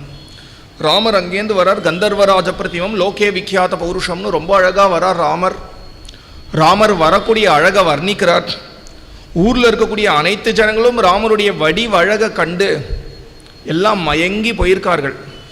வடிவழகுன்னு சொல்லும் போது இன்றைக்கி ஒரு பெருமாளை சேவிச்சா அந்த பெருமாளுக்கு வடிவழகிய நம்பின்னு பேராம், சுந்தர பரிபூர்ணர்னு பேராம். அவ்வளவு அழகாக இருக்கார் பெருமாள். அழகுன்னா அவ்வளோ அழகாக இருக்கார். திருக்குறுங்குடியில் இன்னும் வட்ட சாட்டமாக இருக்கார் பெருமாள். உபய நாச்சிமாரோட ஜம்முன்னு சேவை சாதிக்கிறார். பேர் எவ்வளோ அழகான பேர், சுந்தர பரிபூர்ணராம். தன்னுடைய திருமேனி சௌந்தரியத்தினால பூர்ணமாக இருக்கக்கூடியவர்னு பொருள். பரிபூர்ணர், பூர்ணம் கூட இல்லை, பரிபூர்ணராக இருக்காராம். அந்த திருமேனி சௌந்தரியத்தை வர்ணிக்கிறார் ராமபிரான். அப்படி உள்ள வரும்போது இருபுறமும், ஒரு பக்கத்தில் பார்த்தா ஆண்கள், ஒரு பக்கத்தில் பார்த்தா பெண்கள் என்று இருபுறத்தில் இருக்கக்கூடியவர்கள் எல்லாரும் ராமனையே பார்த்துட்டு இருக்கார்களாம். ஆண்கள் எல்லாரும் ஒரு ஆம்பளனா இப்படி இருக்கணும்டா, கட்டுமஸ்தா இருக்காம்பார் அப்படின்னு தட்டிலாம் பார்க்கிறார்களாம். பெண்கள் எல்லாரும் என்ன அழகு, என்ன அழகு, என்ன அழகு, அது மூக்கா, அது காதா, அது கண்ணா, 2 விதமான அழகு ராமபிரானுக்கு சொல்லுறது வழக்கம். ஒன்று, சில பேர் நம்ம பார்த்தோம்னா சில அங்கங்கள் ஒண்டி நன்னா இருக்கும், ஆளாக பார்த்தா நன்னா இருக்க மாட்டா. ஆளாக நன்னா இருப்பா, அங்கம் ஒண்டி பார்த்தா சோபிக்கவே சோபிக்காது. அது மாதிரி இல்லாமல் ராமபிரானுடைய அங்கத்தை ஒண்டி தனித்தனியாக ஈடுபடலாமாம். ஒன்றும் அவ்வளோ அழகாக இருக்குமாம். அவருடைய புருவத்தையே பார்க்கலாமாம். நேற்றுக்கே சொன்னோம், தோள் கண்டார் தோளே கண்டார்னு. அங்க பரிபூர்த்தி, அவருடைய திருமேனியில் இருக்கக்கூடிய ஒரு அங்கமும் அவ்வளோ அழகாக இருக்குமாம். அந்த அங்கத்தினுடைய அழகு அவருடைய திருமேனியுடைய அழகை இன்னும் கொஞ்சம் ஊட்டுமாம். இது ஒண்டி தனித்தனியாக, இப்போ தனித்தனியாக நம்ம கை கால்லாம் பண்ணி வச்சு சேர்த்து வச்சா எதுவுமே நல்லா இருக்காது. அது மாதிரி இல்லாமல் தனித்தனியாக ஈடுபட்டாலும் அழகாக இருந்துண்டு, திருமேனியோட பார்த்தாலும் தலையிலேருந்து கால் வரைக்கும் ரொம்ப அழகாக இருப்பாராம். என்ன அழகு, என்ன அழகுன்னு பார்க்கிறார். வால்மீகி கடைசியாக ஒரு பதம் போட்டார், பும்சாம் திருஷ்டிச்சித் அபகாரினம் அப்படின்னு போட்டார். கண்ணபிரானை பற்றி சொல்லும் போது இருக்கக்கூடிய பெண்களுடைய ஹிருதயத்தனா கவர்ந்தவன்னு சொல்லுவார்கள். வால்மீகி சொல்கிறார், ராமன் விஷயத்தில் பெண்களை விடுங்கோ, ஆண்களே மயங்கி போயிட்டாலே அப்படிங்கிறார். ஆண்களினுடைய கண்களையும் ஆண்களினுடைய மனசை கூட அபகரிக்கக்கூடிய அளவுக்கு அழகு படைத்தவனாம் சக்கரவர்த்தி திருமகன். அவ்வளவு அழகா இருப்பானாம். ஒரு ரத்தத்தில் ஜம் ஜம் ஜம் ஜம் ஜம் ஜம்னு வந்து இறங்குறான். வந்து இறங்கின உடனே தசரதர் அழைக்கிறார். தசரதர் அழைச்சிட்டார்னு தெரிஞ்சு தூரத்துலேருந்து விழுந்து சேவிக்கிறான் அவன் அப்பாவை. சேவிச்ச உடனே தசரதருக்கு, நம்ம ஒரு ராஜ்ய சபையில் இருக்கோம், இந்த ராஜ்ய மரியாதைக்கு உட்பட்ட சபை இது, நான் இங்கே ஒரு ராஜா, அவன் ஒரு பிரஜை, இல்லை இவன் அடுத்தது வரக்கூடிய இளம்கோ அப்படிங்கிற எண்ணங்கள்லாம் மறந்து அவருடைய ஆசனத்திலேருந்து கீழே இறங்கி தப தப தப தபன்னு வந்து ராமரை ஆலிங்கனம் பண்ணின்றார். இதை நிறைய பேர் தோஷம்னு எழுதியிருக்கார்கள். இது மாதிரி அநாகரீகமாக அசபியமாக சபையில் எப்படி நடந்திருக்கணுமோ அதன்படி இல்லாமல் நடந்துனுட்டார் தயரதர்னு சொல்லுவார்கள். ஆனால் இதற்கு ஒரு அழகான ஒரு உரை கம்பன் தான் எழுதுறார். கம்பன் சொல்கிறார், அணங்கன் மார்பை தன் மார்பு கொண்டு அளந்தான் அப்படின்னு, தன் தோல் மார்பு கொண்டு அளந்தான் அப்படிங்கிறார். அந்த ராமபிரானை வந்ததை பார்த்த உடனே தயரதன் போய் ராமனை ஆலிங்கனம் கட்டிக்கிறாரோனோ, கட்டின்றது பாசத்தின் பேரில் கிடையாதாம். இவ்வளவு நாட்கள் எந்த தோல் வலிமையை கொண்டு எல்லாத்தையும் அளந்தோமோ, எல்லாத்தையும் வகித்தோமோ, அந்த தோல் வலிமை ராமனுக்கு இருக்கான்னு பார்க்கறதுக்கு தன்னுடைய தோள்பட்டையையும் ராமனுடைய தோள்பட்டையும் பக்கத்தில் வச்சு பார்த்தானாம் தயரதன். தோணித்தாம் தயரதனுக்கு, நம்மளை விடவே இன்னும் நல்ல வலிமையாக இருக்கே, நம்மளுடைய ராஜ்யம் ஒன்று கிடையாது, இன்னொரு 10 ராஜ்யம் கூட வகிப்பாம் போல இருக்கே அப்படின்னு தோணித்தாம் தயரதனுக்கு. அப்புறம் ராமர்கிட்ட செய்தியை சொல்லி, உனக்கு தான் அடுத்தது பட்டம் கட்ட போகிறோம் அப்படின்ன உடனே ராமபிரான் எந்த பதிலும் பேசலை. சரி அப்படின்னும் சொல்லலை, வேண்டாம் அப்படின்னும் சொல்லலை. ஒன்றுமே புரியல தசரதருக்கு. உடனே எல்லாரையும் அனுப்பி ராமனையும் அனுப்பின உடனே தனியாக ராமனை பார்த்து பேசலாம்னு தனியாக ராமர் அழைக்கிறார். தனியாக ராமனை அழைச்சி தன்னுடைய வாழ்க்கையில் நடந்த நிறைய துஸ்ஸகுணங்கள் ஒன்றா சொல்கிறான் தசரதர். திடீர்னு பார்த்தா ஆகாசத்துலேருந்து எரியக்கூடிய கொல்லிக்கட்டைகள் கீழே விழருது. சில குரூர பட்சிகள், பறவைகள் வட்டமிடுறது நம்மளுடைய கோபுரத்தை. மாட்டினுடைய முளை காம்புலேருந்து ரத்தம்லாம் சிந்துறது. இப்படி ஒன்று ஒன்றா சொல்லி இது மாதிரி குரூரமான நிறையா சகுனங்கள் என் கண்ணுக்கு தென்பட்டு கொடுத்து இப்படி எல்லாம் நடந்த உடனே என்னுடைய ஜாதகத்தை கொண்டு போய் சில பெரியவர்களிடத்துல நான் காண்பித்தேன். அவர்கள் சொன்னார்கள், இதெல்லாம் ஒன்று சேர நடக்க போகிறதுலாம் தைரதா தெரிஞ்சுக்கோ, இந்த ஊரினுடைய ராஜா கிளம்ப போகிறான் அப்படின்னு சொல்லியிருக்கா. நான் எந்த நேரமானா கிளம்பிடுவேன், நான் கிளம்புறதுக்கு முன்னாடி நான் உனக்கு பட்டம் கட்டி பார்க்கணும்னு ஆசைப்படுறேன் ராமா. என்னுடைய ஆசை தப்பா சொல்லு, என்னுடைய ஆசை தப்பா? எனக்கு நான் போனதுக்கப்புறம் எப்படி பார்த்தாலும் வசிஷ்டன் உனக்கு பட்டம் கட்ட போகிறார், அதை நானே இருந்து என் கையால் பட்டத்தை கட்டிடுறேனே அப்படின்னு பலவிதமாக வற்புறுத்துறார் தசரதர். அப்பையும் ராமன் எதுவும் சொல்ல மாட்டேங்கிறான் பதில்.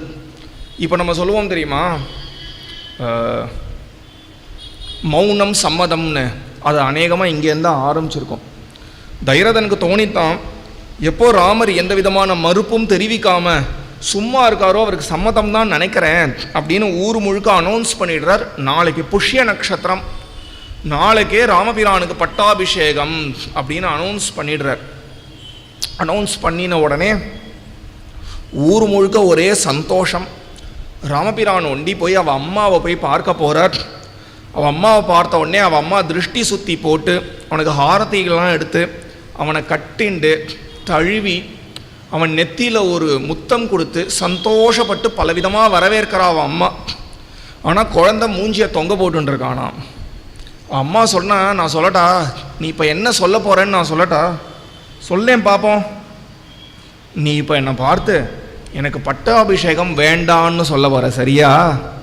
ஆமாம்மா, எனக்கு பட்டம் வேண்டாம்மா. ஏண்டா ராமா, நீயே சொல்ல. எப்போ வேண்டான்னு சொல்ல போறியோ அதுக்கு காரணமும் ஏதாவது வச்சுட்டு இருப்பேன், நீயே சொல்ல. ராமபிரான் சொன்னாராம், ஒரு கதை நான் உனக்கு சொல்கிறேன், நீ நம்பவே மாட்ட. 60,000 வருஷம் ஆனதுக்கப்புறம் ஒரு ராஜாவுக்கு 3 மனைவிகள் வழியாக 4 குழந்தைகள் பிறந்தார்களாம். 4 குழந்தைகளும் சொன்ன மாதிரி அடுத்தடுத்து பிறந்துதான். 4 பேருக்கும் சேர்ந்தா மாதிரி ஒரே நாளே பேர் வச்சாலாம், ஒரே நாளே ஷிக்க வச்சாலாம், ஒரே நாளே பாடசாலையில் போய் சேர்ந்தார்களாம், ஒரே வாத்தியார்கிட்டே படித்தாராம், ஒரே படிப்பே படித்தாராம், ஒரே மார்க் வாங்கி ஒரே நாள் கிராஜுவேஷன் செரிமனி ஆகி வெளியில் வந்தார்களாம். இது கூட சேர்ந்து நடக்கும். ஒரே குடும்பத்துலேருந்தே 4 பெண்களோட ஒரே முகூர்த்தத்தில் ஒரே நாளில் ஒரே மண்டபத்தில் டும் டும் டும் டும் டும்னு கல்யாணம் நடந்துதான்.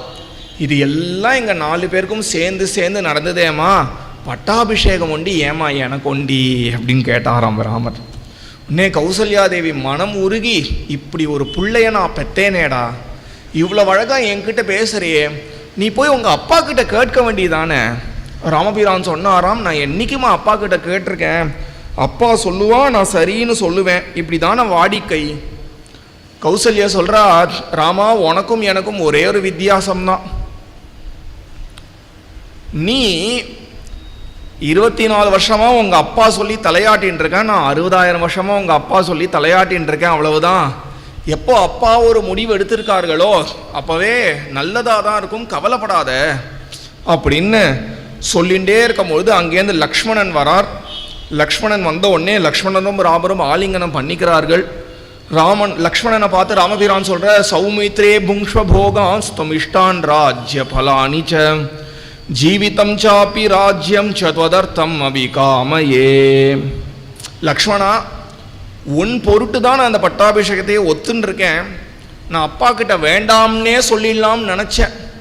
அப்போ எனக்கு தோணித்து, நம்ம வேண்டாம்னு சொன்னால் நமக்கு ஒரு பெரிய நஷ்டம் வந்துடும். என்ன நஷ்டம் தெரியுமா?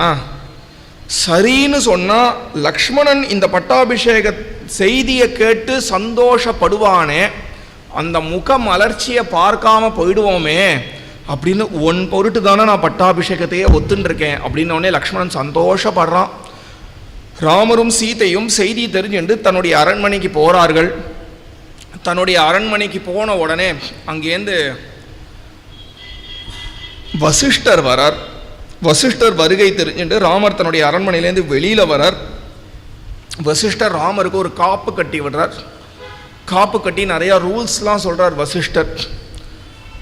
காப்பு கட்டினதுலேருந்து நீ எதுவும் சாப்பிடக்கூடாது, ராத்திரி முழுக்க ரங்கநாதரினுடைய சந்நிதியில் தான் இருக்கணும், ரங்கநாதனுடைய சன்னதியிலேயே இருந்துட்டு நீ காலத்தை கழிக்க வேண்டியது அப்படின்னு பலவிதமாக வசிஷ்டர் சொல்கிறார். நாளைக்கு உனக்கு பட்டாபிஷேகம், ராத்திரி தூங்கக்கூடாதுன்னு வேற சொல்லிடுறார். விசேஷமாக ஸ்நானங்கள்லாம் பண்ணி அன்னைக்கு ராத்திரி ரங்கநாதரினுடைய ஆலயத்துக்கு, இப்போ ஸ்ரீரங்கம் ஏற்கனவே சொன்னேன், அயோத்தியில் தான் இருந்தார் இந்த ரங்கநாதர் அப்படின்னு. இப்போ ஸ்ரீரங்கத்துக்கு போனால் எந்த ஒரு பெருமாள் சயன திருக்கோலத்தில் படுத்துட்டுருக்காரோ அந்த பெருமாள் அயோத்தியில் தான் இருந்தார். அவர் தான் ராமபிரானினுடைய குல தெய்வம். கம்பன் விஷயமாக சொல்லும்பொழுது சொன்னேன், ஏன் கம்பன் கம்பராமாயணம் அரங்கேறிய இடம் அப்படின்னே ஸ்ரீரங்கத்தில் ஒரு மண்டபத்துக்கு மேலே எழுதியிருக்கோம். நீங்கள் எவ்வளோ பேர் ஸ்ரீரங்கம் போய் சேவிச்சிருக்கேன்னு தெரியல. இந்த தாயார் சன்னதி கிட்ட கம்பராமாயணம் அரங்கேறிய மண்டபம்னே எழுதியிருக்கோம். கம்பன் ரங்கநாதர் முன்னாடி தான் அரங்கேற்றினா, காரணம் ரங்கநாதர் தான் இந்த கதையை முழுக்க பார்த்தவர் அப்படிங்கிறதுனால. ரங்கநாதரனுடைய ஆலயத்துக்கு போய் ராமபிரான் பலவிதமாக ரங்கநாதரை ஸ்துதி பண்ணுறார். ஸ்துதி பண்ணி ராத்திரி முழுக்க ரங்கநாதனுடைய ஆலயத்திலே இருந்து கார்த்தால வேளையில் ஆலயத்துலேருந்து கிளம்பி வரார். கிளம்பி வரும்பொழுது ஊரே திருவிழா கோலம் பூண்டு இருக்கு. எல்லாரும் புது வஸ்திரம் உடுத்தின்னு இருக்கார்கள். ராத்திரியோட ரயத்திலேயே எல்லாரும் வீட்டெல்லாம் ஒயிட் வாஷ் அடிச்சுட்டா, நிறைய புஷ்பத்தை கொண்டு பூவை கொண்டு நிறைய அலங்காரங்கள்லாம் பண்ணியிருக்கார்கள். அழகழகாக மாலைகள் தோரணங்கள்லாம் தொங்குறது. எல்லாரும் பலவிதமான பிரார்த்தனைகள்லாம் பண்ணிக்கிறார்கள். ராமனுக்கு நல்லபடியாக பட்டாபிஷேகம் நடக்கணும் அப்படின்னு எல்லாரும் பலவிதமாக பிரார்த்தனைகள்லாம் பண்ணுறார்கள். இப்படி ஒரு திருவிழா கோலம் வந்துருது ஊரே. எல்லாத்தையும் பார்த்துண்டு ராமர் மங்கள சப்தங்கள் மங்கள கந்தங்கள் எல்லாத்தையும் பார்த்துண்டு ராமபிரான் தன்னுடைய அரண்மனைக்கு வரார். அப்படின்னு இந்த நாள் அப்படியே பூர்த்தி ஆறுது. இப்போ நம்ம படங்கள்லாம் பார்க்குறோமே, படத்தில் நான் ஒரு டெக்னிக் ஒன்று கையாளுவான் இந்த திரைக்கதை ஆசிரியர். என்னதுன்னா, நம்மளை ஒரு விதமாக கதை சொல்லி கூட்டுன்னு போயிட்டு திடீர்னு நிறுத்திட்டு, இப்படி இல்லை கதை, ஒரு பாயிண்ட் நான் சொல்ல விட்டுட்டேன் அப்படின்னு திருப்பி பழசுக்கு போவான் தெரியுமா. ஃப்ளாஷ்பேக்குன்னு பேர். இது எங்கள் வால்மீகியே பண்ணிட்டார். வால்மீகி இவ்வளவு தூரம் கொண்டு விட்டுட்டு சொல்கிறார், முந்தின நாள் சாயங்காலம் ஒரு செய்தி ஒன்று நடந்தது, அது நான் சொல்ல விட்டுட்டேன்னு ஆரம்பிக்கிறார். கௌசல்யா தேவியினுடைய அரண்மனை வாசலில் ஒருத்தி இருக்கா. கூன் விழுந்திருக்கு அவளுடைய முதுகு. மந்தரைன்னு பேர், கூனின்னு தமிழில் சொல்லுவோம். அவள் பார்க்குறா, எல்லாரும் இவ்வளவு சந்தோஷமாக கௌசல்யனுடைய அரண்மனையிலேருந்து பரிசு எடுத்துன்னு வரார்களே, இவ்வளவு சந்தோஷமாக எல்லாரும் வரானா என்ன நடந்துருதுன்னு அங்கே விசாரித்த உடனே ராமனுக்கு பட்டாபிஷேகம்னு தெரிஞ்சுடுத்து. உடனே சீரினா ஒரு பெரிய கோபம் வந்தது கூனிக்கு. கோபம் கூனி அங்கேருந்து கிளம்பி நேர கைகேயினுடைய அரண்மனைக்கு வந்தா. தயரதனுடைய 3வது மனைவிக்கு கைகேயி அப்படின்னு பெயர். உத்திஷ்டம் மூடே கிம் சேஷே பயம் துவாம் நாபிவர்த்ததே. மூடேனா முட்டாளேன்னு அர்த்தம். இவோ கைகேயினுடைய கல்யாணத்தில், உங்கள் கல்யாணத்தில் சீதனம்னா பண்ணியிருப்பாங்க இல்லையா, அதே மாதிரி கைகேயினுடைய கல்யாணத்தில் சீதனத்தோடைய ஸ்ரீதனம்னு பேர். அதுதான் தமிழில் சீதனம்னு ஆயிடுத்து. சீதனத்துடைய சீதனமாக வந்தவளாமாவோ. குழந்தையிலேருந்து கைகேயை பார்த்துன்னு இருக்கா. கைகேயி நன்னா தூங்கின்னு இருக்கா. தசரதர் வரத்துக்கு முன்னாடி நம்ம ஒரு ரவுண்டு தூங்கி வைப்போம்னு தூங்கிட்டு இருக்கா. அந்த கைகேயை எழுப்பி, உத்திஷ்டமூடே துவயம் துவாம் நாபிவர்த்ததே, உனக்கு பயமா இல்லையா? அரசியல் குடும்பத்தில் இருக்கக்கூடிய நீ அரசியல் தெரிஞ்சுக்க வேண்டாமா? உலகத்தில் என்ன நடக்கிறதுனே தெரிஞ்சுக்காம நீ மாட்டுக்கும் தூங்கின்னு இருக்கே, உனக்கு வெட்கமா இல்லையா அப்படின்னு கூனி எழுப்புறா. என்ன நடந்துருது ஏது நடந்ததுன்னு பயந்துட்டே எழுந்துக்கிறா கைகேயி.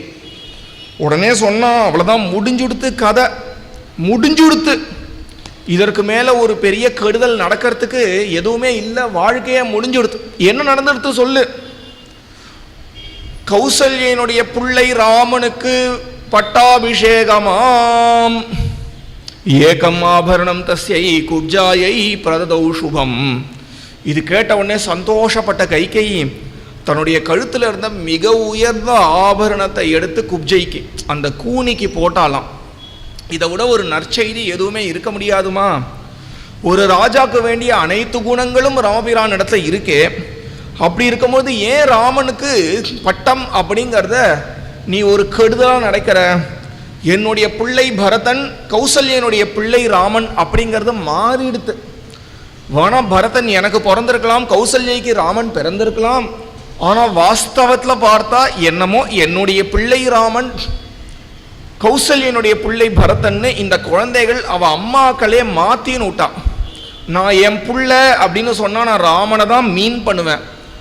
அதே மாதிரி கௌசல்ய என் பிள்ளைன்னு சொன்னால் பரதனை தான் குறிப்பா. அப்படி மாற்றான் தாய்கள்கிட்டே இந்த ரெண்டு குழந்தைகளும் வளர்ந்துடுத்து. ராமன் ரொம்ப நல்லவன், பட்டம் கட்ட வேண்டியது அப்படிங்கிறது ராமனுக்கு தான். நீ ஏன் இதை இப்படி நினைக்கிற? கவலைப்படாத, ராமன் பட்டம் கட்டிக்கிறதுனால எனக்கும் நல்லது, தயரதனுக்கும் நல்லது, அயோத்திக்கும் நல்லது, கூனி உனக்கும் நல்லது. கூனி பார்த்தா இப்படி சொன்னா இவருடைய மனசை கெடுக்க முடியல அப்படின்னு, எப்படி சொன்னா இவருடைய மனசை திரிக்க முடியுமோ அப்படி சொல்ல ஆரம்பிச்சா, கைகேயி உன்னை பத்தி என்னை பத்தி ஒண்டி யோசிக்காத. பரதனுக்கு இப்பதான் 24 வயசு. ஒரு கால் ராமனுக்கு அடுத்தது பட்டம் அப்படின்னு வந்ததுன்னா பரதன் தான் ரெண்டாவதா பிறந்திருக்கான். ராம லக்ஷ்மண பரத சத்ருக்னாலும் சொன்னாலும் கூட இரண்டாவதா பிறந்தது பரதன் தான். அதனால ராமனுக்கு பரதனை கண்டா ஒரு பெரிய பயம் உண்டு, எங்கேயாவது பட்டத்தில் பாதி எனக்கு கொடுன்னு கேட்டுடுவானோன்னு. தயரதர் இவ்வளவு ஆசையா உங்ககிட்ட பேசுறது, உன்னை ஆசை மனைவியா பற்றின் இருக்கிறது, இது எல்லாத்துக்கும் காரணம் ராமனுக்கு பட்டம் கட்டுறதுக்கு தான்.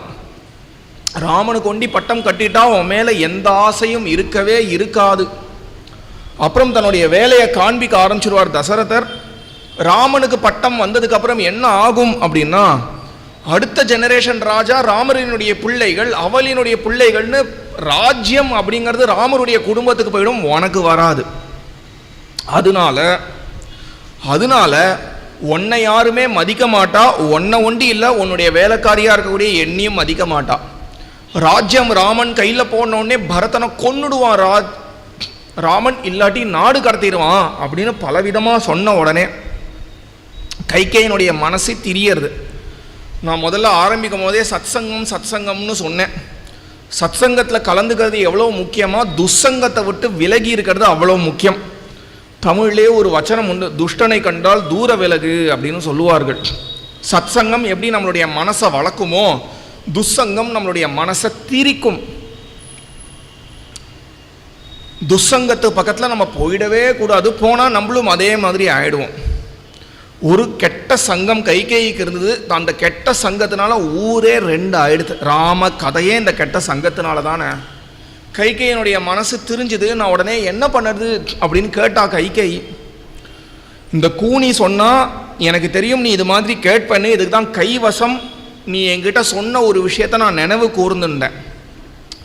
10,000 வருஷத்துக்கு முன்னாடி சம்பராசுரன் ஒரு அசுரனோட தசரதர் சண்டை போட்டாராம். தேவர்களுக்கும் அவனுக்கும் சண்டை வந்துடுத்து. தேவர்களுக்கும் அவனுக்கும் சண்டை வந்த உடனே தேவர்களால் பதில் சொல்ல முடியல. தேவர்கள் தயரதனுடைய உதவியை கேட்கிறார்.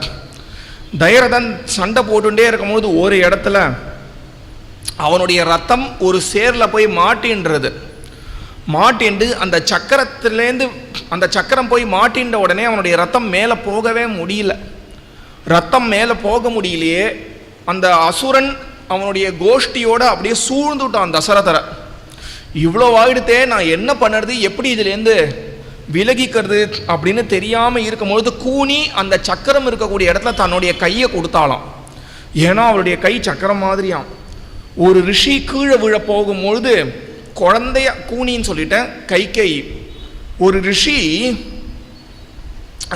கீழே விழ போகும்பொழுது தன்னுடைய கையை கொடுத்து காப்பாத்திடுறா. குழந்தையா இருக்கும் போது கைகேயி காப்பாத்தினோடனே அந்த ரிஷி ஒரு அனுகிரகம் பண்றார். இந்த கை இந்திரனுடைய வஜ்ராயுதம் மாதிரி உனக்கு இருக்கும்னு ஒரு அனுகிரகம் பண்றார். அந்த அனுகிரகம் விசேஷத்தினால இந்த கையை கொடுக்குறா, அந்த ரத்தத்தையே தூக்கி நிறுத்திடுறா. அப்புறம் ஜெயிச்சு தசரதருக்கு ஒரு பெரிய ஒரு பட்டம் கிடச்சிடுறது. அதனால சந்தோஷப்பட்ட தசரதர் 2 வரம் கொடுத்துருக்கார். அந்த 2 வரத்தின் பேரில் கேட்கிறா. அந்த 2 வரத்தின் பேரில் நீ கேளு கைகேயி, முதல் வரத்தினால ராமனுக்கு பட்டாபிஷேகம் நின்று போய் அவன் 14 வருஷ காலங்கள் காட்டுக்கு போயிடணும். இரண்டாவது வரத்தின் பேரில் பரதனுக்கே பட்டாபிஷேகம் நடக்கணும் அப்படின்னு 2 வரத்தின் பேரில் நீ கேளு அப்படின்னு கூனி சொல்லிட்டு அந்த பக்கம் போயிடுறா. போகும்போதே சொல்கிற, இப்படி சிரிச்ச முகத்தோடு நீ இருக்காதம்மா, நீ எவ்வளவு நாடகம் நடிக்க முடியுமோ அவ்வளவு நாடகம் நடி, அப்போதான் தயரதன் ஒத்துப்பார் அப்படின்னு இந்த பக்கம் போயிடுறார். அந்த பக்கம் தசரதர் வரார். பிரியாயாக பிரியமாக்கியாத்தும் விவேஷ அந்தப்புறம் வஷி. தனக்கு பிடித்தவர்களுக்கு பிடித்த விஷயத்தை தானே சொல்லணும்னு நம்ம ஆசைப்படுவோம் இல்லையா? அது மாதிரி தசரதர்கிட்ட எப்போ பார்த்தாலும் கௌசல்ய கைகை கேட்டுட்டே இருப்பாளாம், குழந்தைக்கு எப்போ பட்டம், குழந்தைக்கு எப்போ பட்டம்னு. இன்னைக்கு தானே வந்து சொல்லணும்னு வராராம் தசரதர். நீ கேட்டுட்டே இருப்பியம்மா, அவனுக்கு நாளைக்கு பட்டம்னு தானே சொல்லணும்னு தசரதர் வரார். வாசலுக்கு வந்தால் கைகையை காணும். உடனே உள்ளே போய் பார்த்தா ஒரு அவல காட்சி. கைகையினுடைய கண்ணம்னா வீங்கி இருக்கு, கண்ணுனா செவந்திருக்கு, அழுதுன்னு இருக்கா. அவளால் சரியாக பேசக்கூட முடியல, அவ்வளவு அழறா. முடி எல்லாத்தையும் விரிச்சு போட்டுருக்கா, நெத்தி அழிச்சுன்னு இருக்கா, வளையல் எல்லாத்தையும் உடச்சி போட்டிருக்கா, பஞ்சை எல்லாத்தையும் மிதக்க விட்டுருக்கா, கண்ணாடியை உடைச்சிருக்கா, அந்த உள்ளில் இருந்த அந்த அறையில் இருக்கக்கூடிய எல்லாத்தையும் சேதப்படுத்தியிருக்கா. இப்படி பார்த்ததே கிடையாது. தைரதற்கே தூக்கி வாரி போட்டு கொடுத்து, உனக்கு ஆதியா வியாதியா, உனக்கு என்ன ஆயிடுத்து? கைகேயி, உனக்கு யாராவது ஏதாவது பண்ணிட்டாளா? மந்திரம் ஏதாவது பண்ணிட்டார்களா? இருட்டாக இருக்கக்கூடிய ஒரு அறைக்குள்ளே நீ நுழைஞ்சுட்டியா? உன் உடம்புக்கு ஏதாவதா? உனக்கு வேண்டியவர்களை நான் தண்டிச்சுட்டேனா? உனக்கு வேண்டாதவர்களுக்கு நான் அதாவது சம்மானம் பண்ணிட்டேனா? என்ன விஷயம் அப்படின்னு பலவிதமாக விசாரிக்கிறான். கைகேயி சொன்னால், எனக்கு 2 விஷயம் வேணும், எனக்கு கொடுப்பேன்னு சொல்லுங்க. தயரதர் சொன்னார், நான் உன் வசம் தான் இருக்கேன்னு தெரியாதா உனக்கு? உனக்கு நீ என்ன கேட்டாலும் நான் கொடுத்தேன். 2 விஷயம் என்ன, 20 விஷயம் தரேன். வேண்டாம், எனக்கு 2 விஷயம்தான் வேணும், எனக்கு கொடுங்கள். 2 விஷயமும் நான் கொடுத்தேன். இல்லை, நீங்கள் இப்படி தான் சொல்லுவீங்க, அதற்கப்புறம் கொடுக்க மாட்டீங்க. இல்லை கைகேயி, நான் கொடுத்தேன், எனக்கு தெரியும், நான் சொன்னதுக்கப்புறம் கொடுக்க மாட்டேன்னு சொல்லிடுவீங்க. கைகேயி, நான் இது வரைக்கும் தர்மத்திலேயே இருந்து இருந்து இருந்து இருந்து மலை மாதிரி புண்ணியங்கள் பண்ணியிருக்கேன். எனக்கு பின்னாடி புண்ணியம் மலை மாதிரி இருக்கு. அனைத்து புண்ணியம் மலை மேலேயும் அடிச்சு சத்தியம் பண்ணி சொல்றேன், உனக்கு என்ன வேணுமோ அதை நான் கொடுத்தேன். இல்லை, நீங்க கொடுக்க மாட்டீங்க.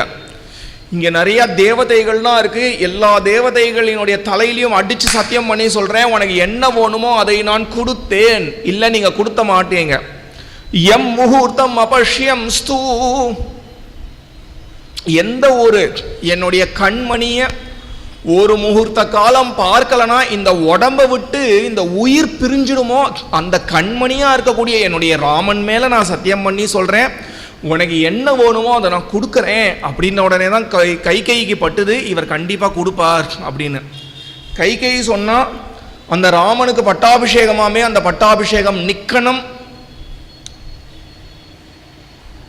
14 வருஷ காலங்கள் ஒரு தவசி கோலம் பூண்டு ராமன் கிளம்பிடணும். ராமனுக்கு பதிலாக என்னுடைய பிள்ளை பரதனுக்கே தான் பட்டாபிஷேகம் நடக்கணும் அப்படின்னு கைகேயி கேட்கிறா. கைகேயி கேட்டவுடனே தசரதர் மூர்ச்சையாய் அங்கே கீழே விழுந்துடுறார். திருப்பி எழுந்துக்கிறார், சீச்சி அப்படிங்கிறார், திருப்பி மூர்ச்சையாய் கீழே விழுந்துடுறார். தசரதரால் இதை நம்பவே முடியல. சத்யேன லோகாஞ்சயதி தீனான் தானேன ராகவஹ குருன் சுஸ்ரூஷயா சைவ தனுஷா யுதிஷாத்ரவான். லோகத்தில் இருக்கக்கூடியவர்கள் எல்லாரையும் பல விதத்தில் ஜெயிச்சுடுறானே இந்த ராமன். அவன் உன்னை என்ன பண்ணா? அம்மா அம்மா அம்மா அம்மானு சதாத்தே ஜனனி துல்யாம் விருத்திம் வகதி ராகவஹ. அம்மா அம்மா அம்மானு ஒன்னை தானே சொல்லுவான், வாய் நிறையா. அப்படி இருக்கும்போது அவனுக்கு கெடுதல் பண்ணணும்னு நீ எப்படி யோசிக்கலாம்? அவனுக்கு கெடுதல் பண்ணணும்னு இந்த உலகத்திலே யாரும் யோசிக்க மாட்டா. அஜாத்த சத்ருகு அப்படின்னு பெயர். அப்படின்னா தனக்கு சத்ருவே இல்லாதவன் அர்த்தம். அப்படி யாருமே இருக்க முடியாது, ராமர் ஒருத்தர் தான் இருக்க முடியும். தசரதர் சொல்றார், அவனை சத்ரு அப்படின்னு பார்க்கறதுக்கு இனிமே பிறந்து தான் வரணும். அப்படி இருக்கும்போது அவனுக்கு போய் ஒரு கெடுதல் பண்ணணும்னு நினைக்கிறையே, பலவிதமாக கெஞ்சறார், கொஞ்சறார், என்னென்னமோ கேட்டு பார்க்கிறார், மிரட்டுறார், உருட்டுறார், அழறார். அஞ்சலிம் குர்மி கைகேயி பாதௌ சாபி ஸ்பிருஷாமி தே சரணம் பவ ராமஸ்ய மாதர்மோ மாமிஹ ஸ்பிருஷேத். கடைசியாக கையை குவிச்சுட்டு இருந்தாராம்.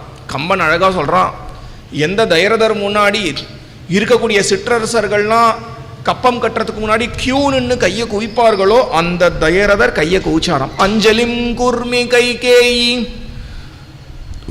கைகேயி நான் உன்னை கெஞ்சி கேட்கிறேன், பாதௌ சாபி ஸ்பிருஷாமி தே, ஓணுன்னா உன் காலை கூட எடுத்து கண்ணில் ஒத்திக்கிறேம்மா, உன்னை விழுந்து சேவிக்கிறேன், என் ராமனை காப்பாத்து. இது என்ன ஏதாவது பிரேம பரீட்சையா? நான் சொன்னா கேளு, ஓணுன்னா உனக்கு ஒரு வரத்தை கொடுக்குறேன், ஓணுன்னா பரதனுக்கு பட்டத்தை கொடுத்து விடுறேன், ராமனை காட்டுக்கு அனுப்பணும்னு சொல்லாத. நான் எப்படி பாலூட்டி சீராட்டின பிள்ளைய நான் அப்படி காட்டுக்கு அனுப்ப முடியும்? அவனை காட்டுக்கு அனுப்பி நான் எப்படி இங்கே இருக்க முடியும்? நான் காட்டுக்கு அவனை அனுப்பினேன் அப்படின்னா அடுத்த க்ஷணம் நான் இருக்க மாட்டேன், இந்த ஊர் ஜனங்கள்லாம் இருக்க மாட்டா, அயோத்தியே விதவையா போயிடும், பரவாயில்லையா உனக்கு? சீரரா கைகை, சத்தியத்துக்கு அப்புறம் என்ன மதிப்பு? என்கிட்ட ஒரு வார்த்தை கொடுத்துருக்கே, அந்த வார்த்தைக்கு என்ன மதிப்பு அப்படின்னு சீரரா கைகை பலவிதமா. நாளைக்கு கார்த்தால பட்டாபிஷேகம்னு நடக்கும், எல்லாரும் பார்க்க நான் ஒரு பாத்திரம் நிறைய விஷத்தை எடுத்துன்னு வந்து அறிந்திருவேன். எல்லாரும் எதற்குன்னு கேட்பா, அப்போ நீ எந்த மூஞ்சியை வச்சுன்னு சொல்லுவ? நான் கொடுத்த வாக்கியத்தை காப்பாத்தல, அதனால கைகை உயிரை விட்டுட்டான்னு நீ எந்த மூஞ்சியை வச்சுன்னு சொல்லுவ அப்படின்னு சீரரா கைகை. கடைசியா ராத்திரி தேவியை பார்த்து ஒரு நமஸ்காரம் பண்ணான் தசரதர். ராத்திரி தேவியே, நீ நிலையா இருந்துடும், சூரியன் உதிக்கவே வேண்டாம், சூரியன் உதிச்சாதானே ராமனுக்கு பட்டம் நின்னுடுத்து அப்படிங்கிற செய்தி வெளியில போகும் அப்படின்னு பேசி மயக்கம் போட்டு விழுந்தான் தசரதன். அடுத்த நாள் கார்த்தால பிறந்தது. எந்த லக்னத்தில் ராமனுக்கு பட்டாபிஷேகம் அப்படின்னு தீர்மானித்தார்களோ அந்த லக்னம் பிறந்தது. அந்த லக்னம் பிறந்த உடனே அங்கேருந்து சுமந்திரர் வந்தார். சுமந்திரர் வந்து ராஜா கிட்டேருந்து எனக்கு ஒன்றும் எந்த உத்தரவுமே வரலையே அப்படின்னு கேட்டுட்டே வரார். கைகேயி சுமந்திரரை பார்த்து சொல்றா, ராஜா உடனே உன்னை ராமரை அழைச்சின்னு வர சொன்னார் அப்படின்னு. உடனே சுமந்திரர் போறார் ராமரை போய் அழைச்சின்னு வரத்துக்கு. அப்போதான் சீத்தை ராமருக்கு அழகழகா சந்தன காப்பு இட்டுன்னு இருக்காளாம். மார்பு நிறைய சந்தனம் போட்டு, அவருக்கு இன்னைக்கு உஷ்ணம் ஆயிடக்கூடாது, எல்லாரும் கண்ணு பட்டு உடம்பு சுட்டுடும், அப்படி சுட்டுடக்கூடாது அப்படிங்கிறதுக்காக ஒரு சந்தன காப்பிட்டு, இப்போ பெருமாள் கோவில்னா சந்தன காப்பு போடுவாளே அதே மாதிரி சந்தன காப்பிட்டு ஒரு ஊஞ்சல்ல, ஒரு பொன் ஊஞ்சல்ல ராமரை எழுந்தருளை பண்ணி பின்னாடிலேருந்து சீத்தை ராமருக்கு ஊஞ்சல் சேவையில் ராமர் எழுந்தருளி இருக்கார். இதை பார்த்து ஆச்சரியப்பட்ட சுமந்திரன், வவந்தே வரதம் வந்தி வினயஜ்ஞோ வினீதவத்து, விழுந்து சேவிக்கிறான் சுமந்திரன். சந்தோஷப்பட்டான். உடனே நீங்கள் வரும்படி உத்தரவு ஆயிருக்கு அப்படின்ன உடனே ராமபிரான் அங்கேருந்து கிளம்பி ஜம் ஜம் ஜம் ஜம்னு அந்த ரதத்தில் வரார். ரத்தத்தில் வரும்போது கூட்டமான கூட்டம். நேற்றுக்கு தான் தெரிவிச்சிருக்கா பட்டாபிஷேகம், இருந்தாலும் கூட ஒரே நாளில் சரியான கூட்டம் வந்திருக்கு. ஒரு இடம் இல்லையாம் பார்க்கறதுக்கு. நடக்கக்கூடிய இடம், நிற்கக்கூடிய இடம், யாராவது ஒரு வீட்டு பால்கனி, மொட்டை மாடி, மரம், செடி, கொடி எல்லாத்துலேருந்தும் ஜனங்கள் தொங்கிட்டு ராமரை பார்க்கிறார்கள். போற வழிலாம் அவ்வளவு கூட்டம். எஸ்சராமம் ந பஷ்யேது எஞ்சராமோ ந பஷ்யதி நிந்தித சவசேத் லோகே ஸ்வாத்மாப்யேனம் விகர்ஹதே எஸ்சராமம் ந பஷ்யேது. ராமருடைய ரத்தம் போயின்னு இருக்கு.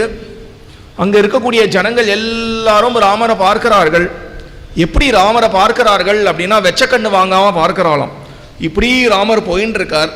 ராமபிரான் இப்படி போயின்னு இருக்கும்போது இந்த ஜனங்களும் மெதுவா இப்படி பார்க்க. இந்த டென்னிஸ் பார்த்துருக்கீங்களா? டென்னிஸ்னு ஒரு கேம். டென்னிஸ் பார்க்கறத விட டென்னிஸை பார்க்கிறவங்களை பார்க்கறது ரொம்ப வேடிக்கையாக இருக்கும்.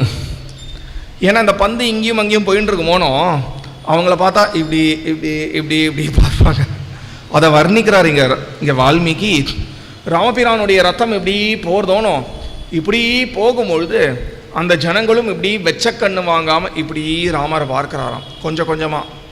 ஏன் இவ்வளவுதான் தலை இப்படி அசையிறதுன்னா இதற்கு முன்னாடி இருக்கக்கூடியவனுடைய தலை அவ்வளோதான் நகரதாம், இவ்வளோதான் இடம் கிடைக்குமாம். அவன் தலை நகர்ந்த உடனே இவருடைய தலையும் நகருது, பக்கத்தில் இருக்கக்கூடியவருடைய தலையும் நகருது. இப்படி இப்படி பார்க்கிறாளாம். வால்மீகி சொல்றார், அன்னைக்கு ஒரு நாளில் அயோத்தியிலே எவனாவது ஒருவன் உயிரோட இருந்து ராமனை பார்க்காம இருந்து, இல்லை ராமன் அவனை பார்க்காம இருந்தா அவன் வாழ்நாள் முழுக்க நம்ம வாழ்ந்து என்ன பிரயோஜனம், தலையில் அடிச்சுப்பான். அவ்வளோ அழகா இருந்தாராம் ராமர். ஒரு வழியா கைகேயனுடைய அரண்மனைக்கு போய் சேரறார்.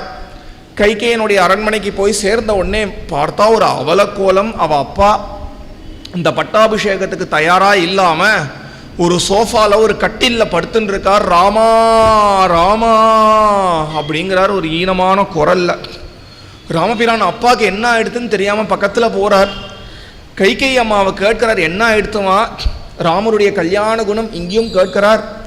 என்கிட்ட இருக்கக்கூடிய ஏதாவது ஒரு அவகுணம் அப்பாவுக்கு தெரிஞ்சுடுத்தா, என்னுடைய அவகுணம் தெரிஞ்சிச்சு இந்த பிள்ளைக்கு போய் பட்டம் கட்டுறோமேன்னு அப்பாவுக்கு தோணிடுத்தா, ஏன் அப்பா அப்படி படுத்துன்னு இருக்கா நீங்க சொல்லுங்கம்மா.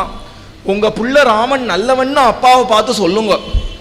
கைகேயி பார்த்தா இதுதான் சரியான சான்ஸ். கைகேயி சொன்னா, ராமா அப்பாவுக்கு உங்ககிட்ட ஏதோ ஒரு விஷயம் ஒன்று சொல்லணுமாம். அது எப்படி சொல்லறதுன்னு தெரியாம அப்பா திகச்சு போய் படுத்துன்னு இருக்கா. சொன்னா இவன் கேட்பானோ மாட்டானோ அப்படின்னு அப்பாவுக்கு தோணிடுத்துன உடனே ராமரால் அந்த வார்த்தை தாங்கிக்க முடியல. பக்ஷேயம் விஷம் தீக்ஷ்ணம் அஜ்ஜேயம் அபிச்சார்ணவே நியுக்தோ குருணா பித்ரா நிருபேன ச ஹிதேன ச. அப்பா என்னை பார்த்து, ஒரு குடம் நிறைய இது விஷம்டா, குடினாலும் குடிப்பேன். காலில் கல்லை கட்டின்ட்டு சமுத்திரத்தில் குதினாலும் குதிப்பேன். நெருப்பை மூட்டி அந்த நெருப்பில் போய் விழுனாலும் விழுவேன். அப்பா என்ன சொன்னாலும் என்னுடைய நல்லதுக்கு தான் சொல்றான்னு எனக்கு தெரியாதா? அப்பா என்ன சொன்னாலும் கேட்பான் இந்த ராமன் அப்படின்னு நீங்க சொல்லுங்கோமா அப்படிங்கிறத கேட்ட உடனே கைகேயி சந்தோஷப்பட்டா. ஆழிசு உலகம் எல்லாம் பரதனே ஆள நீ போய் தாங்கரும் சடைகள் தாங்கி தாம் அரும் தவம் மேற்கொண்டு பூழிவன் காணம் நன்னி புண்ணிய புனல்கள் இல்லாடி 7 ஆண்டின் வா என்று எம்பினன் அரசன் என்றாள். உடனே சொன்னான் கைகேயி, ஆழி சூழுலகம் எல்லாம் பரதனே ஆள. இந்த சமுத்திரம் எந்த ஒரு உலகத்தை சூழ்ந்து இருக்கோ இனிமே இந்த உலகத்தினுடைய ராஜா பரதன் தான். சந்தோஷமா சந்தோஷம். அதை நீ போய் எதற்கு என்கிட்ட சொல்ற? நீ போய் இப்ப சொல்லுமா, நான் என்ன பண்ணணும்?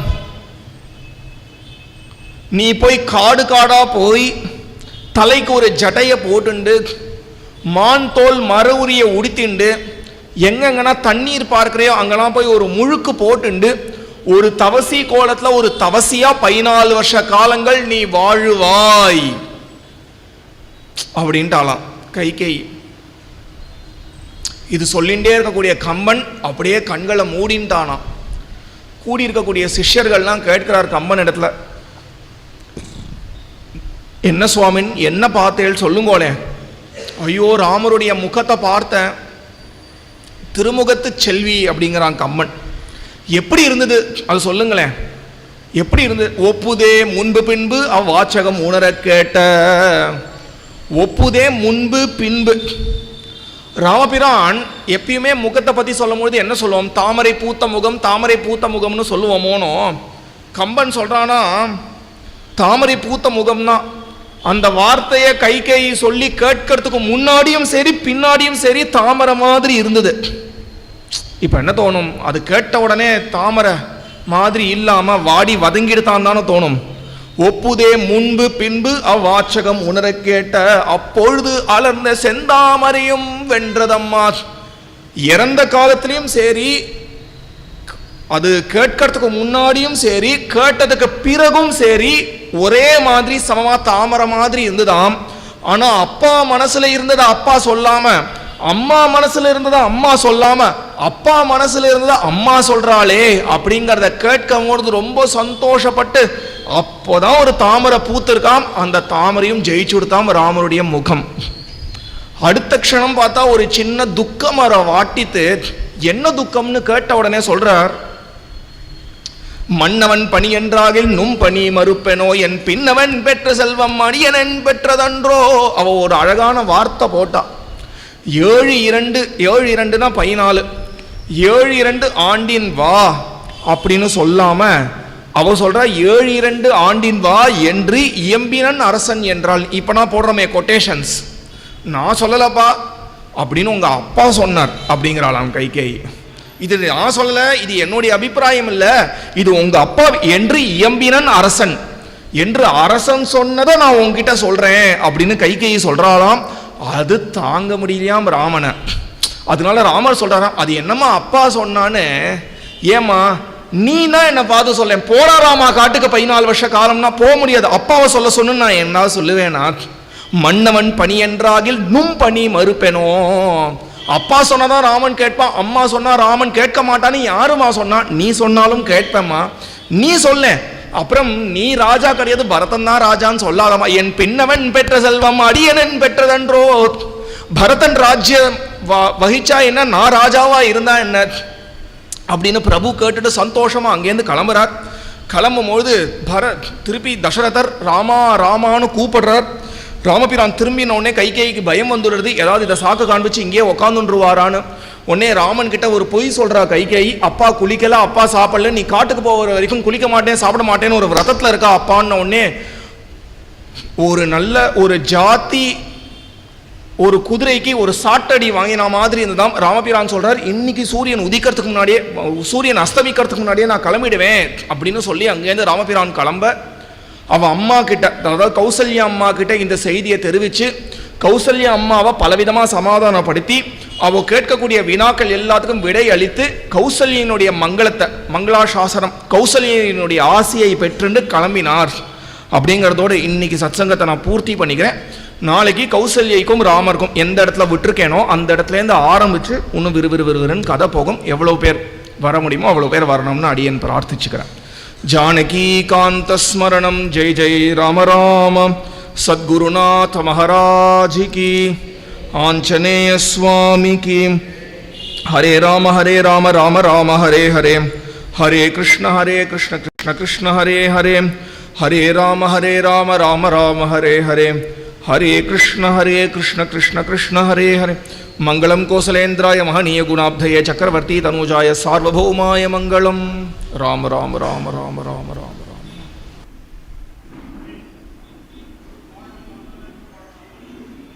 எல்லாம் கிளம்புறாங்களே, வாங்க சீக்கிரமா சொல்லுங்க. இது இப்படித்தான் நடந்தது அப்படின்னு சொல்றாரு. அதுதான் இந்த பாட்டு. இவ்வள்ளம் நிகழ்ந்த வள்ளம் இனி இந்த உலகுக்கெல்லாம்